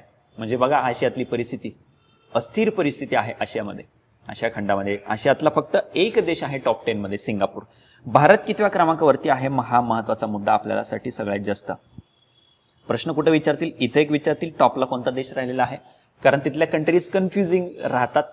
तिथले सगळेच देश अशा सगळ्या निर्देशांकामध्ये टॉपला राहतात, वेगळ्या निर्देशांकामध्ये, रिपोर्ट्समध्ये. Finland, Norway, Sweden, Denmark. ठीक आहे, आइसलँड लक्षात ठेवा, 18व्या वर्षी सलग तो टॉपला राहिलेला आहे या जागतिक शांतता निर्देशांकामध्ये. भारत 115व्या क्रमांकावरती आहे. माग जर बघितलं 2024 मध्ये क्रमवारी काय राहिलेली होती? 116 राहिली होती. एका अंकाने सुधारणा झालेली आहे, एका अंकाने आपली सुधारणा झालेली आहे, म्हणजे शांततेच्या बाबतीतली कामगिरी आपली सुधारलेली आहे असं आपण म्हणू शकतो. ठीक आहे, next air quality life index report. Air quality आपल्याला आपण बघतोय की आता जसं जसं हिवाळा येईल तसं भारतातली हवेची गुणवत्ता, त्याशी संबंधित बातम्या यायला सुरू होतात. स्पेसिफिकली दिल्लीच्या बाबतीमध्ये, दिल्लीमध्ये हिवाळ्याच्या कालावधी जर मध्ये आपण बघितलं तर धुकं पसरलेलं असतं, त्यात दिवाळी सारखा सण येतो, त्याच्यामध्ये फटाके फोडणे. दिल्लीमध्ये ऑलरेडी गाड्यांची संख्या जास्त आहे. दिल्लीच्या आजूबाजूला बघा, पंजाब, हरियाणा यासारख्या राज्यांमध्ये स्टबल बर्निंग, गहू, भात, शेती, त्याच्यातले जो पेंडा राहिलेला असतो तो जाळला जातो, त्याचे धुराचे लोण सगळे दिल्लीवरती येऊन पसरतात. दिल्लीमध्ये मग या हिवाळ्याच्या कालावधीमध्ये धुकं तयार झालेलं असतं. या सगळ्या परिस्थितीमध्ये एअर क्वालिटीचे न्यूज सारखे येत राहतात. मग आपल्याला एअर क्वालिटी इंडेक्स बद्दल प्रश्न विचारला जातो, हवा गुणवत्ता निर्देशांकाबद्दल प्रश्न विचारला जातो. ठीक आहे, एअर क्वालिटी लाईफ इंडेक्स. ठीक आहे, AQI नाहीये, हा एअर क्वालिटी इंडेक्स नाहीये, AQLI आहे, air quality life index report आहे. कोणाकडून जाहीर करण्यात आलेला आहे? शिकागो युनिव्हर्सिटीमधल्या मायकल ग्रीनस्टोन आणि एनर्जी पॉलिसी इन्स्टिट्यूट यांच्याकडून जाहीर करण्यात आलेला आहे. संस्था लक्षात ठेवा. ठीक आहे, भारत सरकारचा हा रिपोर्ट नाही. AQI असता तर तो वेगळा आहे, AQLI आहे, air quality life index report. याच्यामध्ये दिसून आलेला आहे, या रिपोर्टमध्ये भारतातली परिस्थिती त्याच्यामध्ये नमूद केलेली आहे की भारतामध्ये जी हवेची गुणवत्ता खराब आहे, त्या हवेच्या खराब गुणवत्तेमुळं आयुर्मान जे आहे ते आयुर्मान 3.5 वर्षांनी कमी होते. म्हणजे एक व्यक्ती जो काही एक्सपेक्टेड लाईफ ऑफ इयर्स त्याचे असतील, एक्सपेक्टेड इयर्स ऑफ लाईफ जे त्याचे असतील, आयुर्मान जे असेल व्यक्तीचं, ते 3.5 वर्षांनी कमी होत आहे. हे त्या रिपोर्टमध्ये महत्वाचा मुद्दा नमूद केलेला आहे. बिहार सारख्या, उत्तर प्रदेश सारख्या, दिल्ली सारख्या राज्य केंद्रशासित प्रदेशांमध्ये तर हा आकडा आणखी जास्त असलेला बघायला मिळतो. ठीक आहे, त्यामुळे हा रिपोर्ट महत्वाचा आहे. कोणाकडून जाहीर केला जातो ते लक्षात ठेवा. ठीक आहे, नेक्स्ट पुढच्या मुद्द्याकडे आपल्याला वळायचं आहे. हा आहे भारतातला, हा सर्वेक्षण, हा रिपोर्ट आहे भारतातला. स्वच्छ वायू सर्वेक्षण. स्वच्छ वायू सर्वेक्षण, स्वच्छ सर्वेक्षण नाहीये, तो वेगळा आहे. स्वच्छ सर्वेक्षण एक वेगळा आहे, त्याच्यामध्ये शहरांची एकूण स्वच्छता तपासली जात असते, याच्यामध्ये फक्त हवेची स्वच्छता तपासली जाते. स्वच्छ वायू सर्वेक्षण 2025 ते जाहीर करण्यात आलेले आहेत पुरस्कार. ठीक आहे, एकूण पुरस्कार किती आहेत? 130 NCAP शहरांपैकी 11 सर्वोत्तम कामगिरी करणाऱ्या शहरांना पुरस्कार याच्यामध्ये देण्यात आलेला आहे. ठीक आहे, NCAP काय आहे? National clean air programme. आता जे दिल्लीचं उदाहरण कशासाठी सांगितलं, थोडंसं अंडरस्टँडिंग तुम्हाला येण्यासाठी त्या मुद्द्याला घेऊन त्याच्यासाठी सांगितलं. नॅशनल क्लीन एअर प्रोग्राम अशाच शहरांसाठी जाहीर करण्यात आलेलं जिथं हवेची गुणवत्ता खूप ढासळते काही विशिष्ट वर्षाच्या कालावधीमध्ये. नॅशनल क्लीन एअर प्रोग्राम त्याच्या अंतर्गत काही शहरं आपण टार्गेट केले 130 की त्या शहरांमधली हवेची गुणवत्ता आपल्याला सुधारायची आहे. तर त्यापैकी 11 सर्वोत्तम कामगिरी करणाऱ्या शहरांना हा पुरस्कार देण्यात आलेला. याच्यामध्ये बघा इंदोर पहिल्या क्रमांकावरती आहे. मग अशीच आपण चर्चा केली होती की इंदोरबद्दल.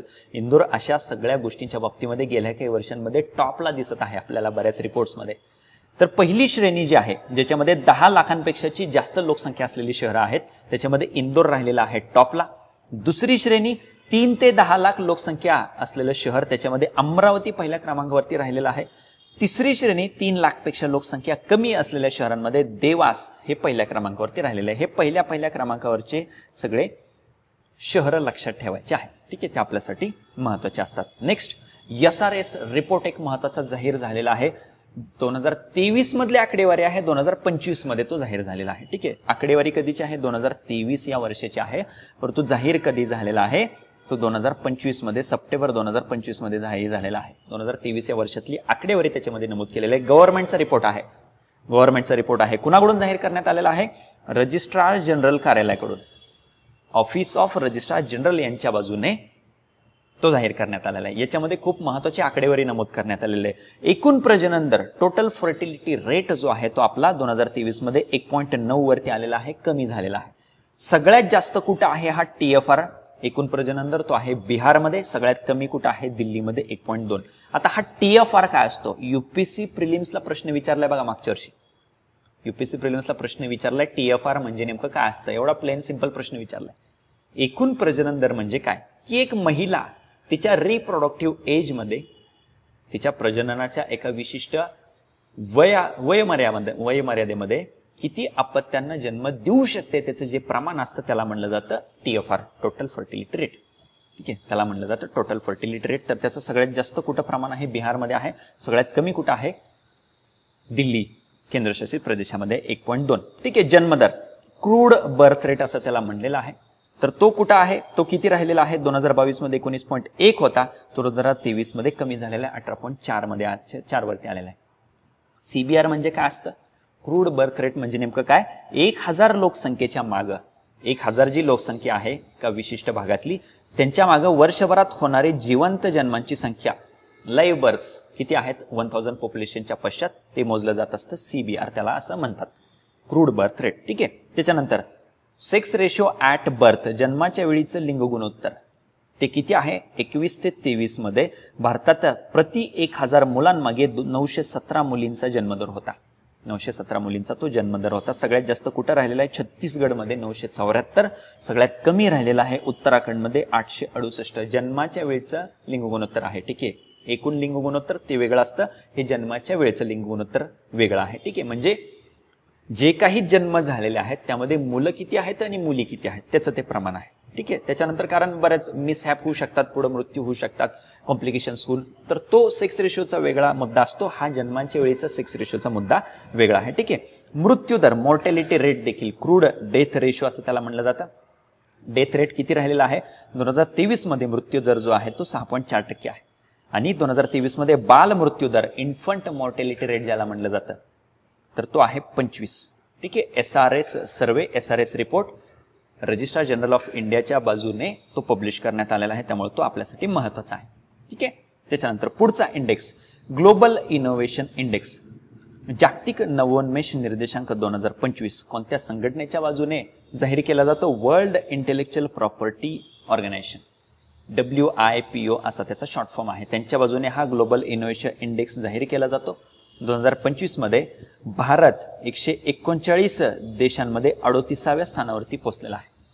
म्हणजे 2020 पेक्षा खूप जास्त सुधारणा भारताची या इंडेक्समध्ये राहिलेली आहे. 2020 मध्ये जर बघितलं तर 48व्या क्रमांकावरती होता भारत, आता तो 38व्या क्रमांकावरती पोहोचलेला आहे. भारतासाठी ती चांगली कामगिरी दर्शवणारी गोष्ट आहे. ठीक आहे, सुरुवात कधी झाली याची? 2007 मध्ये झाली. कोणाकडून करण्यात आले? WIPO नावाच्या संघटनेच्या बाजूने.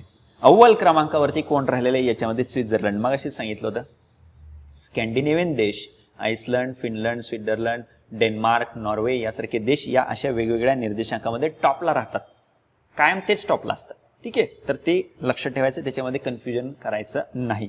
पीस इंडेक्स बघितलं होता, आइसलंड तिथं आहे. इथं इनोव्हेशन इंडेक्स आहे, त्याच्यामध्ये स्वित्झर्लंड टॉपला आहे. आणि भारत कितव्या स्थानावरती आहे? 38व्या स्थानावरती आहे ग्लोबल इनोव्हेशन इंडेक्सच्या बाबतीमध्ये. ठीक आहे, नेक्स्ट पुढच्या मुद्द्याकडे आपल्याला वळायचं आहे. पुढचा आहे चिल्ड्रन इन इंडिया रिपोर्ट. ठीक आहे, पुढचा आहे चिल्ड्रन इन इंडिया रिपोर्ट. आता याच्यामध्ये भारतातला हा रिपोर्ट आहे, कुणाच्या बाजूने करण्यात आलेला आहे? सांख्यिकी आणि कार्यक्रम अंमलबजावणी मंत्रालय. सांख्यिकी आणि कार्यक्रम अंमलबजावणी मंत्रालयाच्या बाजूने तो जाहीर करण्यात आलेला आहे. याच्या अंतर्गत परत एकदा SRS मध्ये जसे नमूद केलेले मुद्दे आहेत तसेच इथं पण नमूद केलेले आहेत. इन्फंट मॉर्टॅलिटी रेट 2011 पासून ते 23 पर्यंत याच्यामध्ये प्रमाण मोजलेलं आहे. मगाशी SRS जो रिपोर्ट होता त्याच्यामध्ये 22च्या तुलनेत मोजलेलं होतं, इथं 11 ते 23 या पूर्ण 11-12 वर्षांचं त्याच्यामध्ये प्रमाण तिथं मोजलेलं आहे. ठीक आहे, तर इन्फंट मॉर्टॅलिटी रेट 2011 मध्ये 44 होता, तो 25 पर्यंत कमी झालेला आहे. 5 वर्षांखालचा लहान मुलांचा मृत्यू दर आहे, ज्याला अंडर 5 मॉर्टॅलिटी रेट म्हणलं जातं, तो 30 वरून 29 वर आलेला आहे. आणि जन्मदर जर बघितला तर 2023 मध्ये प्रति 1000 लोकसंख्येच्या मागे 18.4% पर्यंत कमी झालेला आहे. ठीक आहे, तर SRS आणि याच्यामधले हे आकडे सेमच आहेत, हा फक्त आकडा त्याच्यामध्ये वेगळा आहे. ठीक आहे, जो कालावधी वापरलेला आहे तो कालावधी वेगळा आहे. ठीक आहे, इथं सप्टेंबर महिन्यातले सगळे इंडेक्स आणि रिपोर्ट संपतात. इथून पुढे आपण संरक्षण घडामोडींकडे वळणार आहोत. संरक्षण क्षेत्राशी संबंधित असलेल्या घडामोडी, त्याच्यामध्ये एक्सरसाइज जे संयुक्त लष्करी सराव झालेले असतात त्याला घेऊन आयोग आपल्याला प्रश्न विचारतं. तर पहिला त्याच्यातला लष्करी सराव आपण बघणार आहोत, तो आहे युद्ध अभ्यास. युद्ध अभ्यास 2025 कोणत्या 2 देशांमध्ये होतो? तर भारत आणि थायलंड या 2 देशांमधला हा द्विपक्षीय लष्करी सराव आहे. ठीक आहे, द्विपक्षीय हा लष्करी सराव आहे. ठीक आहे, तर तो एक महत्वाचा आहे आपल्यासाठी, तो लक्षात ठेवा. ठीक आहे, याच्यामध्ये एक चेंज लक्षात ठेवा. ठीक आहे, याच्यामध्ये एक चेंज लक्षात घ्या की युद्ध अभ्यास जो आहे तो युद्ध अभ्यास भारत आणि अमेरिका यांच्यामध्ये केला जातो. ठीक आहे, इथं चुकून ते चेंज झालेला आहे. युद्ध अभ्यास जो लष्करी सराव आहे तो युद्ध अभ्यास लष्करी सराव होतो भारत आणि अमेरिका यांच्या दरम्यान.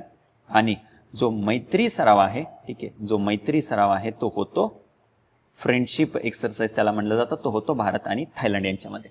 जो मैत्री सराव आहे तो होतो भारत आणि थायलंड यांच्यामध्ये. तर हा 14वा मैत्री सराव जो आहे तो 1 सप्टेंबर 2025 रोजी कुठं सुरू झालाय? मेघालयामध्ये सुरू झालेला आहे. मेघालयामध्ये सुरू झाले. ठीक आहे, मैत्री सराव भारत आणि थायलंड यांच्यामध्ये आहे. सुरुवात कधी झाली याची? 2006 मध्ये झालेली आहे. आणि युद्ध अभ्यास नावाचा जो सराव आहे तो कोणादरम्यान होतो? तो भारत आणि अमेरिकामध्ये होतो. ठीक आहे, ते इंटरचेंज फक्त इथं झालेलं होतं, हेडिंग ते फक्त करेक्ट करून घ्या. तर 2025 ही जी आहे युद्ध अभ्यासची आवृत्ती ही 21वी आवृत्ती आहे, 21st एडिशन आहे. ती कुठं झाली? अलास्काला झाली. युद्ध अभ्यास भारत आणि अमेरिका 21वी एडिशन आहे, अलास्का या ठिकाणी झालेली आहे. आणि मैत्री जो सराव आहे तो भारत आणि थायलंडमध्ये 14वा आहे, तो कुठं झालेला आहे? मेघालयामध्ये. त्याची सुरुवात झालेली आहे 2006 मध्ये. ठीक आहे, पुढचा लष्करी सराव आपल्याला बघायचा आहे तो आहे सागरमाथा मैत्री सराव. आता भारत याच्यामध्ये इन्व्हॉल्व नाहीये, तरी देखील आपण का अभ्यासतोय? कारण याच्यामध्ये जे 2 देश इन्व्हॉल्व आहेत ते 2 देश भारताचे शेजारी देश आहेत. त्यामुळे मग भारतासाठी सुरक्षेच्या दृष्टीने असे मुद्दे महत्वाचे असतात. सागरमाथा मैत्री सराव जो आहे तो नेपाळ आणि चीन या 2 लष्करांच्या मध्ये आयोजित केला जातो. या लष्करी सरावाने घेऊन आपल्याला प्रश्न विचारला जातो. त्याच्यानंतर सगळ्यात जास्त चर्चेत असलेला लष्करी सराव कोणता आहे सप्टेंबर महिन्यातला? तर तो आहे जापड. ठीक आहे, तो कोणता आहे? जापड. का चर्चेत आहे? कारण बघा, आयोजन कोणाकडून केलं जाते? रशियाकडून. रशियाकडून 2009 पासून याचं आयोजन केलं जाते. बहुदेशीय लष्करी सराव आहे. भारताच्या बाजूने देखील याच्यामध्ये 65 जवानांची तुकडी पाठवण्यात आलेली आहे. भारताच्या बाजूने 65 जवानांची तुकडी याच्या अंतर्गत पाठवण्यात आलेली आहे. ठीक आहे, याच्यामध्ये भारतीय लष्कराच्या तुकडीचं नेतृत्व कोण करत आहे? तर कुमाऊन रेजिमेंट करत आहे. आपल्याकडे वेगळे रेजिमेंट आहेत, वेगवेगळे आपल्याकडे बटालियन आहेत. ठीक आहे, गोरखा रेजिमेंट, सीख बटालियन, मराठा रेजिमेंट यासारखे वेगळे रेजिमेंट आहेत. तर कुमाऊ रेजिमेंटच्या बटालियनच्या बाजूने याचं नेतृत्व केलं जात आहे. रशियाकडून सुरुवात करण्यात आली, भारत त्याच्यामध्ये सामील झालेला आहे. ठीक आहे. तर ते झापड लष्करी सराव लक्षात ठेवा, कारण मग रशिया युक्रेन जो संघर्ष सुरू आहे त्याच्या अनुषंगाने तो झापड लष्करी सराव महत्वाचा आहे. ठीक आहे. त्याच्यानंतर पुढचा लष्करी सराव सियोम प्रहार लष्करी सराव भारतीय सैन्याचा आहे. कोणत्याही इतर देशासोबत नाही तो ऑर्गनाईज केला जात, भारतीय सैन्याचाच आहे. याचं महत्व काय आहे, भारतीय सैन्याने बघा इथं फोटोमध्ये तुम्हाला महत्व लक्षात येईल. काय दिसते तुम्हाला फोटोमध्ये तुम्हाला दिसते ड्रोन. तर ही ड्रोनची एक्सरसाइज आहे, ही आहे ड्रोनची एक्सरसाइज. ठीक आहे. तर ड्रोन याच्यामध्ये ड्रोनचा सराव हा लष्करी सराव करण्यात आलेला आहे. का ड्रोनचा सराव आपल्याला माहिती आहे, आपण जे ऑपरेशन सिंदूर लॉन्च केलं त्याच्यामध्ये ड्रोनची भूमिका महत्वाची राहिलेली होती. त्यामुळे मग ड्रोनचा हा लष्करी सराव भारतीय सैन्याने आयोजित केलेला आहे. कुठं, अरुणाचल प्रदेशमध्ये सियोम प्रहार नावाचा सराव. ठीक आहे. कशावरती आधारित आहे, तर ड्रोन टेक्नॉलॉजीचा वापर कसा प्रमाणित करता येईल त्याच्यावरती फोकस करणारा हा लष्करी सराव आहे. त्यामुळे तो महत्वाचा आहे. ही गोष्ट खूप जास्त चर्चेत होती, महत्वाचा आहे, तो नॅशनल प्राईडचा मुद्दा आहे आपल्यासाठी. तर त्याच्याशी संबंधित असलेला हा ड्रोनचा सराव पण आपल्यासाठी मग महत्वाचा ठरतो. ठीक आहे.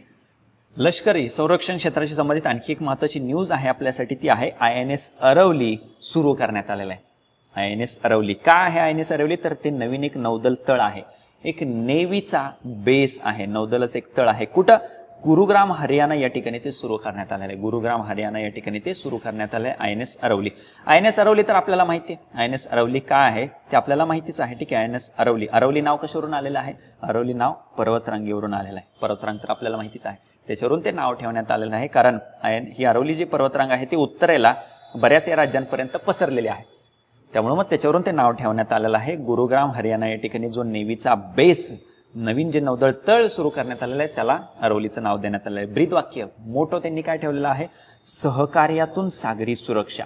आता ही सागरी सुरक्षा पण खूप जास्त चर्चेत आहे सध्या. का, कशामुळं, ऑपरेशन सिंदूरमुळं. कारण बघा, एअर आणि लँडच्या बाबतीत जर विचार केला तर पाकिस्तानकडे पण बरेच फायटर जेट्स आहेत अमेरिकेकडून दिलेले F-35 सारखे, परंतु समुद्री सुरक्षेच्या बाबतीमध्ये आपण त्यांच्यापेक्षा आघाडीवरती आहोत. आपल्याकडं वेगवेगळे जे वॉरशिप आहेत, युद्धनौका आहेत, किंवा कोस्टगार्डचे वेगवेगळे स्टील्थ फ्रिगेट्स असतील, पाणबुडी असतील, याच्या बाबतीत आपण आघाडीवरती आहोत सागरी सुरक्षे बाबतीमध्ये पाकिस्तानपेक्षा. त्यामुळे असे मुद्दे आपल्यासाठी महत्त्वाचे ठरतात. ठीक आहे. तर तो एक मुद्दा इम्पॉर्टंट आहे. नेक्स्ट, त्याच्या पुढच्या मुद्द्याकडे आपल्याला वळायचं आहे. पुढचा मुद्दा आहे संभव लष्करी संप्रेषण. एक कम्युनिकेशनचं मीडियम आहे. ठीक आहे. संभव नाव लक्षात ठेवा, लष्करी संप्रेषण आहे, कम्युनिकेशन टेक्नॉलॉजी आहे. हा पण मुद्दा परत का चर्चेत आहे, तो तुम्हाला दिसत असेल ऑपरेशन सिंदूर. ऑपरेशन सिंदूरच्या दरम्यान ही संभव नावाची आपली जी सिक्युअर लाईन आहे ती आर्मीने वापरलेली होती, ज्याच्या माध्यमातून ती कम्युनिकेशन, सिक्युअर कम्युनिकेशन मेंटेन ठेवण्यासाठी खूप जास्त मदत झालेली आहे आर्मीला. त्याचा फुल फॉर्म काय आहे, secure army mobile Bharat version. Secure army mobile Bharat version त्याचं नाव आहे. पहिली ही पूर्णपणे स्वदेशी असलेली सुरक्षित मोबाईल कम्युनिकेशन सिस्टीम आहे आपली संभव नावाची. मग आपल्याला प्रश्न विचारतील की संभव नावाची प्रणाली मागे चर्चेत होती, ती कशाशी संबंधित आहे, ती याच्याशी संबंधित आहे. ठीक आहे. ऑपरेशन सिंदूरच्या दरम्यान ती वापरण्यात आली होती सिक्युअरली आपल्या लष्कराच्या बाजूने, त्यामुळे तो आपल्यासाठी महत्वाचा मुद्दा आहे. ठीक आहे. त्याच्यानंतर इंडियन कोस्ट गार्डच्या सोबत एक नवीन स्टील्थ ब्रिगेड, एक पेट्रोल व्हेसल तिथं त्यांना जॉईन झालेला आहे, कमिशन करण्यात आलेलं आहे. ते कोणतं आहे, अदम्य class fast patrol vehicle, fast patrol vessel असं त्याला म्हणलं जातं. ठीक आहे. अदम्य क्लासचं ICGS अदम्य हे बंदरात आता पॅरादीप बंदरामध्ये दाखल झालेला आहे. कोणासाठी आहे तर इंडियन कोस्ट गार्डसाठी आहे. इथं त्याची इमेज देखील दिलेली आहे. इंडियन कोस्ट गार्डसाठीचं आहे. ते कुणी डेव्हलप केलेलं आहे, गोवा शिपयार्ड लिमिटेडने ते डेव्हलप केलेलं आहे. असे 8 अदम्य क्लास फास्ट पेट्रोल व्हेसल बनवले जाणार आहेत. ठीक आहे. त्याच्यातलं हे पहिलं जहाज आहे. याच्यामध्ये 60% पेक्षा जास्त स्वदेशी सामग्री वापरण्यात आलेली आहे. इंडिजिनियस त्याच्यामध्ये इक्विपमेंट्स वापरण्यात आलेले. ठीक आहे. कोणाकडं, भारतीय तटरक्षक दलाकडे ते सुपूर्द करण्यात आलेले, इंडियन कोस्ट गार्डकडे ते सुपूर्द करण्यात आलेले आहे. ठीक आहे. नेक्स्ट न्यूज ही पण इम्पॉर्टंट आहे. इथं इमेज दाखवलेलं आहे, त्याच्यावरून आपण चर्चा करू. तुम्हाला दिसत असेल इथे एक रेल्वे आहे, रेल्वेचा एक डबा आहे, रेल्वे लॉन्चर एक तिथं डबा तयार करण्यात आलेला आहे. तर त्या रेल्वेच्या लॉन्चर डब्यावरून अग्नी प्राईम मिसाईलची आपण टेस्ट घेतलेली आहे. त्यामुळे अशी टेस्ट घेणाऱ्या काही मोजक्या देशांमध्ये भारत आता गणला जाणार आहे. अग्नि प्राईम मिसाईल महत्वाची आहे. 1000 ते 2000 किलोमीटर तिची रेंज आहे. पेलोड किती आहे, 1000 किलोचं. पेलोड म्हणजे काय असतं, की त्याच्यावरती त्या मिसाईलवरती ते किती अण्वस्त्र वाहून नेऊ शकतं त्याची ती कॅपॅसिटी असते.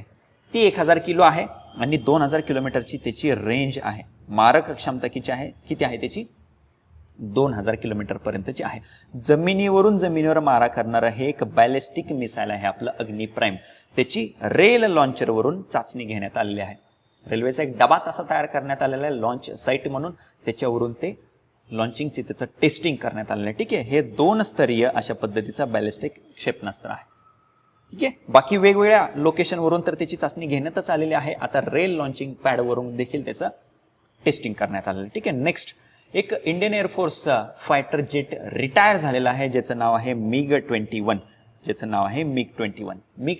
फायटर जेट रिटायर झालेलं आहे. ते सेवेतून निवृत्त होत आहे सप्टेंबर 2025 मध्ये. मिग 21 कुणाकडून आपण ते घेतलेलं होतं तर ते प्रमुख आपण रशियासोबत आपण ते जॉईंटली डेव्हलप केलेलं होतं.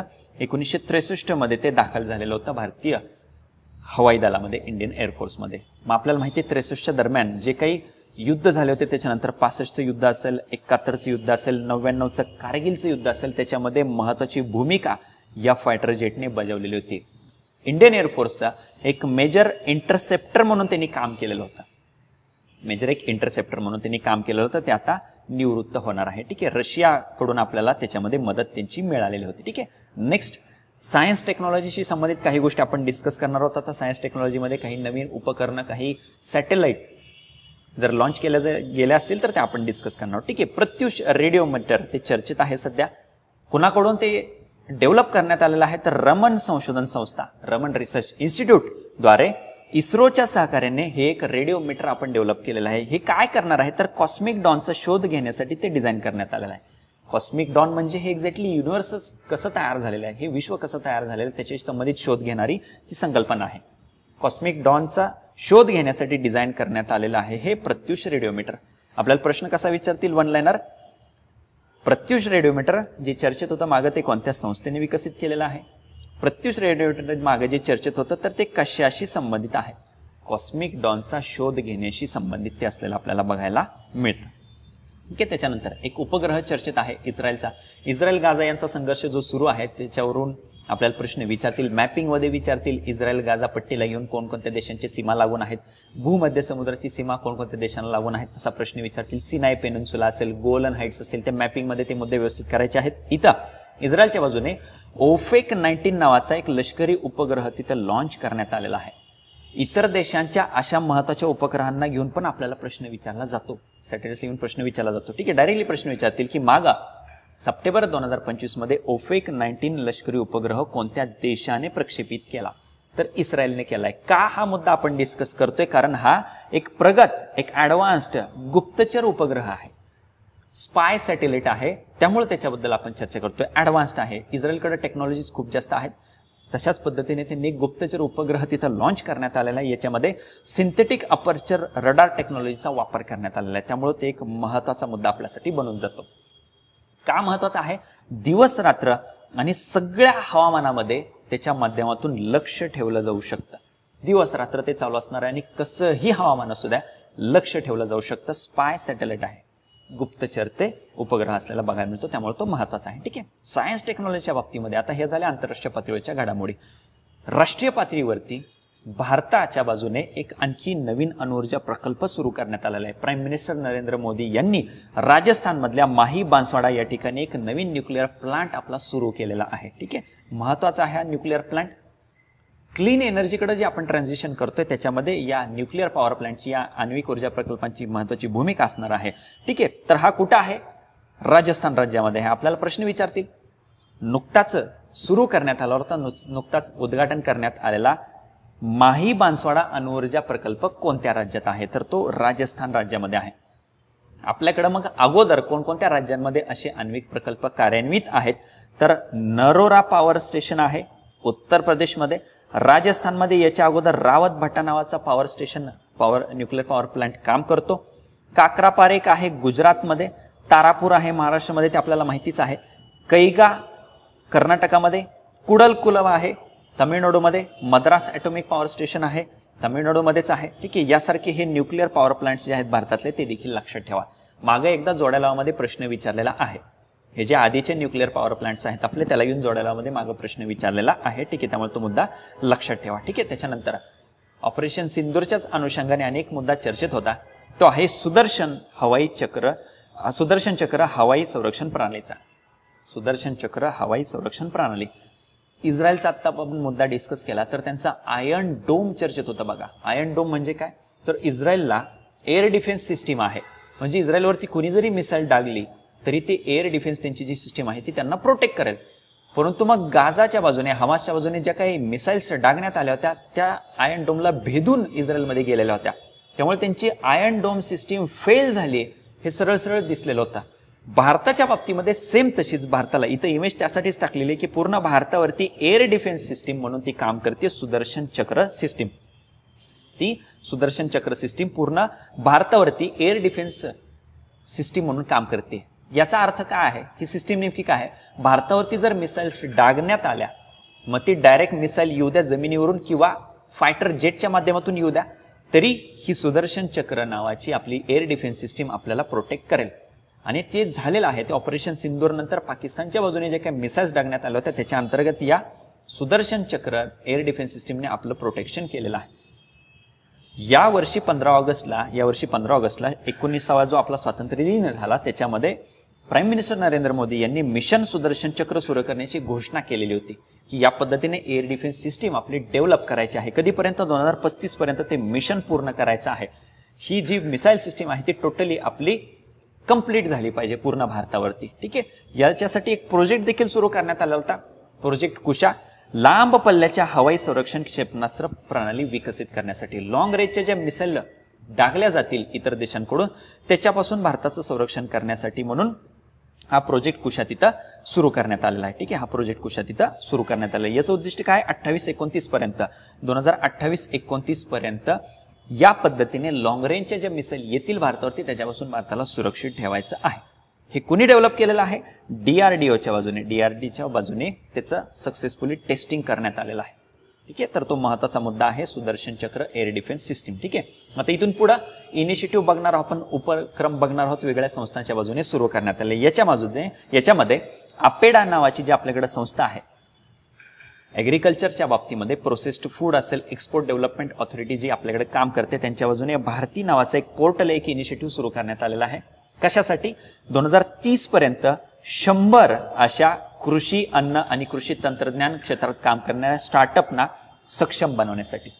ठीक आहे, तर आपल्याला प्रश्न विचारतील की भारती नावाचा उपक्रम, भारती नावाचं पोर्टल कोणत्या संस्थेच्या बाजूने सुरू करण्यात आलेलं आहे, तर ते अपेडाच्या बाजूने सुरू करण्यात आलेलं आहे. कशासाठी सुरू करण्यात आलेलं आहे, कृषी क्षेत्रामध्ये, अन्न प्रक्रिया क्षेत्रामध्ये जे स्टार्टअप काम करत आहेत अशा 100 स्टार्टअपना सक्षम बनवण्यासाठी, त्याच्यामध्ये इनोव्हेशनला, नाविन्यपूर्णतेला चालना देण्यासाठी म्हणून 2030 पर्यंत असे 100 स्टार्टअप यांच्या बाजूने प्रमोट केले जाणार आहे. ठीक आहे, कोणाच्या बाजूने, अपेडाच्या बाजूने. ठीक आहे, सोबतच निर्यात, ऍग्रिकल्चर जे एक्सपोर्ट आहे ते त्याच्यामध्ये देखील वाढवण्यासाठी उद्दिष्ट ठेवलेलं आहे. $50 अब्ज उद्दिष्टापर्यंत ते वाढवणं हे देखील टार्गेट याच्या अंतर्गत ठेवण्यात आलेलं आहे. कशाच्या अंडर, भारती नावाचा जो इनिशिएटिव्ह सुरू केलेला आहे अपेडा नावाच्या संस्थेने त्याच्यासाठी. ठीक आहे, अपेडा नावाची संस्था तुम्ही इकॉनॉमिक डेव्हलपमेंटमध्ये आर्थिक विकास वाचत असताना अपेडा संस्था वाचलीच असेल, त्याच्याशी संबंधित हा इनिशिएटिव्ह आहे. ठीक आहे, नेक्स्ट पुढचा इनिशिएटिव्ह आहे तो आहे अंगीकार नावाचा, अंगीकार 2025, अंगीकार 2025. कुणाच्या बाजूने सुरू करण्यात आलेला आहे, भारत सरकारने उपक्रम सुरू केलाय, तो नवी दिल्ली या ठिकाणाहून. ठिकाण पण बऱ्याच वेळा विचारलं जातं. 2025 अंगीकार 2025 हा उपक्रम सुरू केलेला आहे. उद्दिष्ट काय आहे या उपक्रमाचं, तर आपल्याकडे ऑलरेडी प्रधानमंत्री आवास योजना शहरी जे काम करते, prime minister Awas Yojana urban, त्या 2.0 त्याचं जे व्हर्जन आहे, पुढची जी आवृत्ती आहे त्याच्या अंमलबजावणीला गती देण्यासाठी म्हणून हा अंगीकार इनिशिएटिव्ह सुरू केलेला आहे. प्रश्न विचारतील, अंगीकार इनिशिएटिव्ह, अंगीकार उपक्रम कशासाठी सुरू करण्यात आलेला आहे. ठीक आहे, तर PMAYU त्याच्यासाठी, प्रधानमंत्री आवास योजना अर्बन, त्याच्या अंमलबजावणीला गती देण्यासाठी, वेगाने आणखी पुढे अंमलबजावणी करण्यासाठी म्हणून हा अंगीकार उपक्रम सुरू करण्यात आलेला आहे. ठीक आहे, पुढचा एक इनिशिएटिव्ह, महत्वाचा इनिशिएटिव्ह आहे तो आहे आदिवानी नावाचा. ठीक आहे, आदिवानी, ट्रान्सलेटर फॉर ट्रायबल लँग्वेज. म्हणजेच काय, आपल्याकडे बघा, आपल्याकडे बरेच आदिवासी समुदाय आहेत, त्यांच्या वेगवेगळ्या लिपी, वेगवेगळ्या भाषा, बोली असलेल्या आपल्याला बघायला मिळतात. तर त्या सगळ्यांचं ट्रान्सलेशन करण्यासाठी आदिवानी जे आपल्याकडे एक ट्रान्सलेटर आहे त्याचं बीटा व्हर्जन लॉन्च केलेलं आहे आदिवासी व्यवहार मंत्रालयाने. ट्रायबल अफेअर्स मिनिस्ट्रीने त्याचं बीटा व्हर्जन एक लॉन्च केलेलं आहे. ठीक आहे, कशासाठी आहे? आदिवासी भाषांना समर्पित असलेलं हे भारतातलं पहिलं AI संचलित भाषांतर व्यासपीठ आहे, ट्रान्सलेशन प्लॅटफॉर्म आहे. आदिवासी भाषा ट्रान्सलेट केल्या जातात इतर भाषांमध्ये, जेणेकरून आदिवासी भाषा आणखी कॉन्झर्व केल्या जातील, त्या समजतील इतर भाषांमध्ये ट्रान्सलेट केल्यानंतर. ठीक आहे, उद्दिष्ट काय ठेवलंय? हिंदी, इंग्रजी आणि 6 आदिवासी भाषांमध्ये. कोणत्या कोणत्या 6 आदिवासी भाषा आहेत? भिल्ला, मुंडारी, गोंडी, संथाली आणि कुई आणि गारो या भाषांमधला भाषण आणि मजकूर अनुवादित करण्यासाठी आदिवाणी नावाचा हा इनिशिएटिव्ह आहे. ठीक आहे, आदिवाणी नावाचा इनिशिएटिव्ह आहे. नेक्स्ट एक योजना जिला 5 वर्ष पूर्ण झालेली आहेत. त्या योजनेचं यश खूप चांगल्या पद्धतीने आपल्याला दिसतंय मासेमारी क्षेत्रामध्ये. तर त्या योजनेबद्दलचा मुद्दा आपल्याला डिस्कस करायचा आहे, प्रधानमंत्री मत्स्य संपदा योजना. ठीक आहे, आता या बाबतीमध्ये बघा, शाश्वत अकॅडमीने या पद्धतीने रायटिंग एनरिचमेंटशी संबंधित काही डेटा कंटेंट टाकायला देखील सुरुवात केलेली आहे. टेलिग्राम चॅनलला जॉईन व्हा, तिथं तुम्हाला सगळं अशा पद्धतीचा कंटेंट तिथं तुम्हाला मिळेल. ठीक आहे, शाश्वत अकॅडमी पुणे नावाचं टेलिग्राम चॅनल आहे, तिथं तुम्ही जॉईन व्हा, तिथं तुम्हाला असं सगळं कंटेंट त्यावेळी बघायला मिळेल. ठीक आहे, हा मुद्दा का महत्त्वाचा आहे? प्रधानमंत्री मत्स्य संपदा योजना, या योजनेला झालेल्या आहेत 5 वर्ष पूर्ण. 2020 मध्ये ही योजना सुरू झालेली होती, परंतु याच्या अंतर्गत झालंय काय? या 5 वर्षांमध्ये या योजनेने मत्स्य व्यवसाय क्षेत्रामध्ये उल्लेखनीय परिवर्तन घडवून आणलेलं आहे. त्यामुळे मग ही योजना चर्चेत आहे. ठीक आहे, 5 वर्ष पूर्ण झालेले आहेत. काय केलंय त्यांनी काय केलेलं आहे की मागच्या 5 वर्षांमध्ये जर आपण बघितलं तर मत्स्य व्यवसायाशी संबंधित जे आपले निर्यात वाढलेले आहे, जे आपलं प्रोडक्शन वाढलेलं आहे, त्या आधारावरती भारत जगातला सेकंड लार्जेस्ट प्रोड्युसर बनलेला आहे, दुसरा सर्वात मोठा उत्पादक देश बनलेला आहे या मत्स्य व्यवसायातल्या उत्पादनांच्या बाबतीमध्ये. ठीक आहे, ते याचं योगदान आहे. सोबतच आपली जी ॲक्वाकल्चर प्रोडक्टिव्हिटी आहे, या मत्स्य व्यवसायातली आपली जी उत्पादकता आहे ती पण वाढलेली आहे 3 ते 4.7 टन पर हेक्टर फेब्रुवारी 2025 पर्यंत. सोबतच याच्या अंतर्गत 58 लाख रोजगाराच्या संधी देखील सुरू करण्यात आलेल्या आहेत, ते पण त्याचं योगदान आहे. आणि मोठ्या प्रमाणामध्ये महिला सक्षमीकरण देखील झालेलं आहे या उद्योगाच्या, या व्यवसायाच्या माध्यमातून. त्यामुळे ही योजना चर्चेत आहे, याच्याबद्दलची माहिती आपल्याला असायला पाहिजे. ठीक आहे, 2020ला त्याची सुरुवात करण्यात आलेली होती. ठीक आहे, त्याच्यानंतर एम्सच्या बाजूने, एम्स नावाची जी आपल्याकडे संस्था आहे, all India institute of medical sciences, त्यांच्या बाजूने एक नवीन उपक्रम सुरू करण्यात आलेला आहे, ज्याचं नाव आहे नेव्हर अलोन. इंग्लिश शब्द माहित असेल, नेव्हर अलोन. ठीक आहे, कशासाठी सुरू करण्यात आलेला आहे? तर भारतामध्ये बघा, विद्यार्थ्यांच्या, तरुणांच्या सुसाइड्स, आत्महत्या वाढत चाललेल्या आहेत. तर त्याच्यासाठीचा एक डेडिकेटेड प्रोग्राम म्हणून हा नेव्हर अलोन प्रोग्राम एम्सने सुरू केलेला आहे. ठीक आहे, नवी दिल्ली या ठिकाणची जी एम्स आहे त्यांनी हा प्रोग्राम सुरू केलेला आहे. AI बेस्ड प्रोग्राम आहे. आता स्वतः गव्हर्नमेंटच्या पण बऱ्याच ऑर्गनायझेशन, स्वतः गव्हर्नमेंट AI वापरायला त्यांनी सुरुवात केलेली आहे. तर AI बेस्ड हा मेंटल हेल्थ प्रोग्राम आहे. सुसाईड ज्या वाढत चालल्या आहेत त्या रोखण्यासाठी म्हणून. ठीक आहे, विद्यार्थ्यांच्या आत्महत्या असतील, सोबतच मेंटल हेल्थला घेऊन, मानसिक आरोग्याला घेऊन जागरूकता वाढवण्यासाठी म्हणून हा प्रोग्राम तिथं काम करणार आहे, नेव्हर अलोन नावाचा. कधी सुरुवात करण्यात आली? जागतिक आत्महत्या प्रतिबंध दिनाच्या निमित्ताने हा कार्यक्रम इथं सुरू करण्यात आलेला आहे. या सगळ्या फॅक्ट्स आपल्यासाठी महत्त्वाच्या आहेत. ठीक आहे, आणखी एक नेक्स्ट पुढचं पोर्टल, एक नेक्स्ट इनिशिएटिव्ह इम्पॉर्टंट आहे आपल्यासाठीचं, ते आहे ज्ञान भारतम. ज्ञान भारतम पोर्टल एक सुरू करण्यात आलेला आहे. कशासाठी? नवी दिल्लीतून याची सुरुवात करण्यात आली होती. कशासाठी हा प्रोग्राम, हा पोर्टल सुरू करण्यात आलेला आहे? तर आपल्याकडं हस्तलिखित जो वारसा आहे, आपल्याकडे बघा प्राचीन कालावधीपासून बरीच पुस्तकं आढळतात, ज्या पुस्तकांमध्ये त्या कालावधीमधली सामाजिक आर्थिक स्थिती नमूद करण्यात आलेली आहे. तर ते जे हस्तलिखित आहेत, ते जे इन्क्रिप्शन्स आहेत, ते सगळे त्याचं डिजिटायझेशन करण्यासाठी आणि डिजिटायझेशन करून त्याला प्रोटेक्ट करण्यासाठी म्हणून हे ज्ञान भारतम पोर्टल सुरू केलेलं आहे. ठीक आहे, तर भारतामध्ये जर बघितलं 80 भाषांमध्ये जवळपास 1 कोटी अशा पद्धतीचे हस्तलिखित आहेत. त्यांना प्रोटेक्ट करण्यासाठी म्हणूनच हे ज्ञान भारतम पोर्टल आपण सुरू केलेलं आहे. डिजिटायझेशन करायचं आहे आणि त्याला संवर्धित करायचं आहे. ठीक आहे, एक इम्पॉर्टंट इनिशिएटिव्ह जाहीर करण्यात आलेला आहे प्राईम मिनिस्टर नरेंद्र मोदी यांच्या बाजूने, स्वस्थ नारी सशक्त परिवार अभियान. महत्वाचा इनिशिएटिव्ह आहे. कशाच्या दरम्यान सुरू करण्यात आलेला होता? तर आपल्याकडे बघा ऑलरेडी महिलांशी संबंधित बरेच उपक्रम सुरू आहेत. तर त्याच दरम्यान 17 सप्टेंबर ते 2 ऑक्टोबर 2025च्या दरम्यान हा उपक्रम एक तिथे सुरू करण्यात आलेला आहे. आता बघा, या इनिशिएटिव्हला जे नाव दिलेलं आहे त्याच्यावरूनच त्याचं महत्त्व आपल्याला समजतं. ठीक आहे, स्वस्थ नारी म्हणजे एखाद्या कुटुंबातली महिला जर सशक्त असेल तर त्यांचा पूर्ण परिवार, त्यांचं पूर्ण कुटुंब सशक्त राहतं. पोषण अभियान असेल, सक्षम अंगणवाडी अभियान असेल, यासारखे अभियान आपल्याकडे ऑलरेडी काम करतात. याच्या अंतर्गत नवजात जे बालक आहेत सोबतच गरोदर ज्या महिला आहेत त्यांचं स्वास्थ्य चांगलं ठेवण्यासाठी म्हणून असे इनिशिएटिव्ह आपण सुरू करत आहोत. मग ती महिला स्वस्थ असेल तर पूर्ण परिवार जो आहे तो सशक्त असणार आहे. या पद्धतीने या अभियानाची सुरुवात करण्यात आलेली आहे स्वतः प्राईम मिनिस्टर नरेंद्र मोदी यांच्या बाजूने. भारतातला महिला आणि मुलांसाठीचा सर्वात मोठा आरोग्य कार्यक्रम हा आहे. सरकारच्या बाजूने ते जाहीर करण्यात आलेलं आहे. ठीक आहे. उद्दिष्ट काय आहे? देशभरातल्या महिला मुलांसाठी आरोग्य सेवेची उपलब्धता, गुणवत्ता आणि जागरूकता वाढवणे किंवा सुधारणे हे उद्दिष्ट ठेवून हा उपक्रम सुरू करण्यात आलेला आहे सप्टेंबर 2025 मध्ये. ठीक आहे. त्याच्यानंतर जलसंचय जनभागीदारी पुरस्कार जाहीर करण्यात आलेले आहेत. इनिशिएटिव्ह हा महत्वाचा आहे. गुजरातमध्ये त्याची गेल्या वर्षी सप्टेंबर 2024 मध्ये त्याची सुरुवात करण्यात आली होती. कुठून? सुरत, गुजरात या ठिकाणून. ही गोष्ट पण लक्षात ठेवा. ठीक आहे. प्राईम मिनिस्टर नरेंद्र मोदी यांनी जलसंचय जनभागीदारी, जलसंवर्धनासाठी कम्युनिटी पार्टिसिपेशन ज्याला आपण म्हणतो, जनसमुदायाचा सहभाग तो वाढवण्यासाठी गुजरातमधून गेल्या वर्षी सप्टेंबर महिन्यामध्ये याची सुरुवात करण्यात आली होती. याच्यामध्ये ज्या जिल्ह्यांनी चांगली कामगिरी केलेली आहे त्यांना लगेच एका वर्षानंतर पुरस्कार त्याच्या अंतर्गत देण्यात आलेला आहे. असं का केलं जातं? तर आणखी इतर जिल्ह्यांना चालना मिळेल. इतर जिल्हे पण त्या पद्धतीने अनुकरण करतील आणि चांगले उपक्रम तिथे राबवतील. तर कर्नाटकातल्या बिदर जिल्ह्याला हा पुरस्कार देण्यात आलेला आहे, जलसिंचय जनभागीदारी पुरस्कार. जलशक्ती अभियान आपल्याकडे सुरू करण्यात आलं होतं. कॅच द रेन मोहिमेअंतर्गत सर्वोत्तम जे कामगिरी करतील जिल्हे, त्या जिल्ह्यांना हा पुरस्कार आपल्याकडे दिला जातोय. ठीक आहे. इनिशिएटिव्ह लक्षात ठेवा, 24 ला सुरू करण्यात आलाय. पुरस्कार त्याच्यातला आता देण्यात आलेला आहे सप्टेंबर 2025 मध्ये. ठीक आहे. त्याच्यानंतर दोहरदो नावाचं गुजरातमधलं एक गाव सध्या चर्चेत आहे. दोहरदो नावाचं गाव ते पूर्णपणे सौर ऊर्जेवर चालणारं गाव म्हणून जाहीर करण्यात आलेलं आहे. त्याच्या अगोदर पण ते चर्चेत होतं. युनायटेड नेशन्सची टुरिझम ऑर्गनायझेशन जी आहे, पर्यटन जी संघटना आहे, त्यांच्या बाजूने बेस्ट टुरिझम विलेज म्हणून त्यांना मागं अवॉर्ड देखील मिळाला होता याच गावाला. तेच गाव परत चर्चेत आलेलं आहे. कशामुळे? तर ते पूर्णतः सौर ऊर्जेवर चालतंय.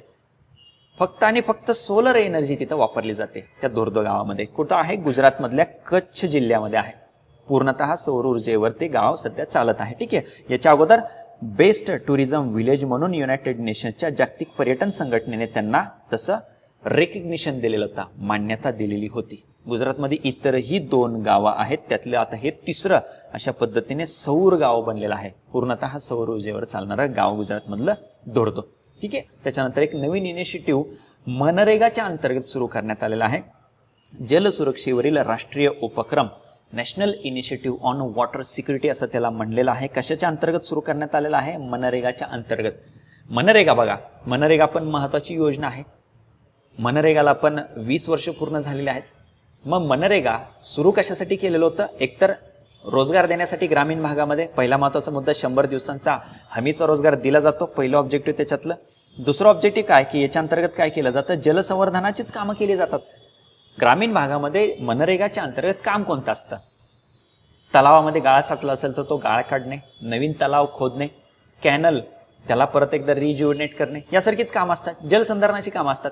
तर ती जलसंधारणाचीच कामं आता वेगळ्या पद्धतीने केली जाणार आहेत. काय केलं जाणार आहे? तर प्रायोरिटीने मनरेगाचा जो निधी आहे तो प्राधान्याने 65% निधी हा अशा गावांना दिला जाणार आहे, अशा गावातल्या जलसंवर्धनासाठी कामासाठी दिला जाणार आहे जिथं मोठ्या प्रमाणामध्ये ग्राउंड वॉटर वापरलं गेलंय, भूजल मोठ्या प्रमाणामध्ये वापरलं गेलंय आणि तिथं गंभीर परिस्थिती आहे, भूजलाची पातळी खाली गेलेली आहे. अशा गावांमध्ये 65% निधी जो आहे तो जलसंवर्धनासाठी दिला जाणार आहे. कशातला? मनरेगामधला निधी तिकडं दिला जाणार आहे. ठीक आहे. तर त्याच्यासाठीचा national initiative on water security तिथं सुरू करण्यात आलेला आहे. ठीक आहे. तर ती एक महत्त्वाची गोष्ट आहे. जागतिक पातळीवरच्या काही घडामोडी आपल्याला बघायच्या आहेत. भारतातलं पहिलं परदेशी अटल इनोव्हेशन सेंटर सुरू करण्यात आलेलं आहे. कुठं?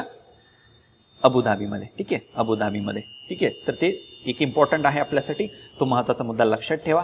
त्याच्यानंतर अल्बेनियामध्ये जगातल्या पहिल्या AI मंत्र्याची नियुक्ती करण्यात आलेली आहे. अशा ग्लोबल लेवलच्या काही न्यूज आपल्याला विचारल्या जातात.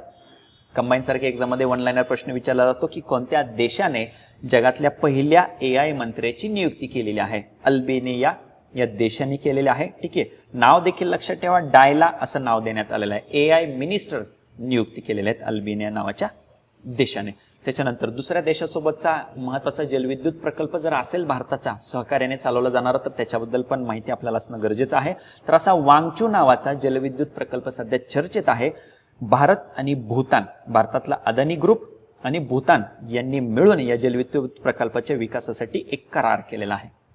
ठीक आहे, एक करार केलेला आहे. वांगचू जलविद्युत प्रकल्प भारत आणि भूतान यांच्या सहकार्याने तो बनवला जाणार आहे. त्याच्यानंतर आता क्रीडा घडामोडी, शेवटच्या टप्प्यामध्ये आहोत आपण. क्रीडा घडामोडी याच्यामध्ये आपण डिस्कस करणार आहोत. आशिया कप फायनल मॅच बघितलीच असेल तुम्हाला, त्यामुळे या डिटेल्स काही तुम्हाला सांगायची गरज पडत नाही. आशिया कप 2025 नुकताच कुठं झाला, दुबई या ठिकाणी पार पडलेला आहे. त्याच्यामध्ये फायनलमध्ये आपल्याला माहिती आहे भारताने पाकिस्तानचा पराभव केलेला आहे आणि 9वे विजेतेपद त्याच्यामध्ये पटकावलेलं आहे. आशिया कप मध्ये आतापर्यंत 9 वेळा सर्वाधिक वेळा आपण जिंकलेलो आहोत. भारताने सर्वाधिक वेळा आतापर्यंत हा आशिया कप जिंकलेला आहे. त्याच्यानंतर श्रीलंकेने 6 वेळा आणि पाकिस्तानने 2 वेळा. याच्यामध्ये सामनावीर मॅन ऑफ द मॅच कोण राहिलेला आहे? विजय का तिलक लावणारा तिलक वर्मा आणि त्याच्यानंतर मालिकावीर मॅन ऑफ द सिरीज राहिलेला आहे अभिषेक शर्मा. ठीक आहे, तर या डिटेल्स लक्षात ठेवा.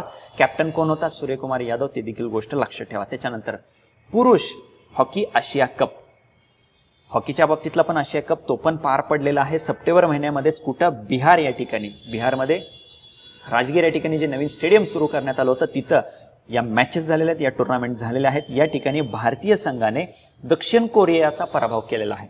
दक्षिण कोरियाचा पराभव केलेला आहे आणि 2017 मध्ये आपण शेवटी जिंकलेलो होतो हा पुरुष हॉकी आशिया कप. 17 नंतर आत्ता आपण 25 मध्ये जिंकलेलो आहोत. ठीक आहे, याच्यामध्ये जर बघितलं तर सगळ्यात जास्त वेळा दक्षिण कोरिया जिंकलेली आहे आशिया हॉकी कप मध्ये. त्याच्यानंतर भारताचा नंबर लागतो 4 वेळा, 2003, 2007, 17 आणि 25 त्याच्यानंतर.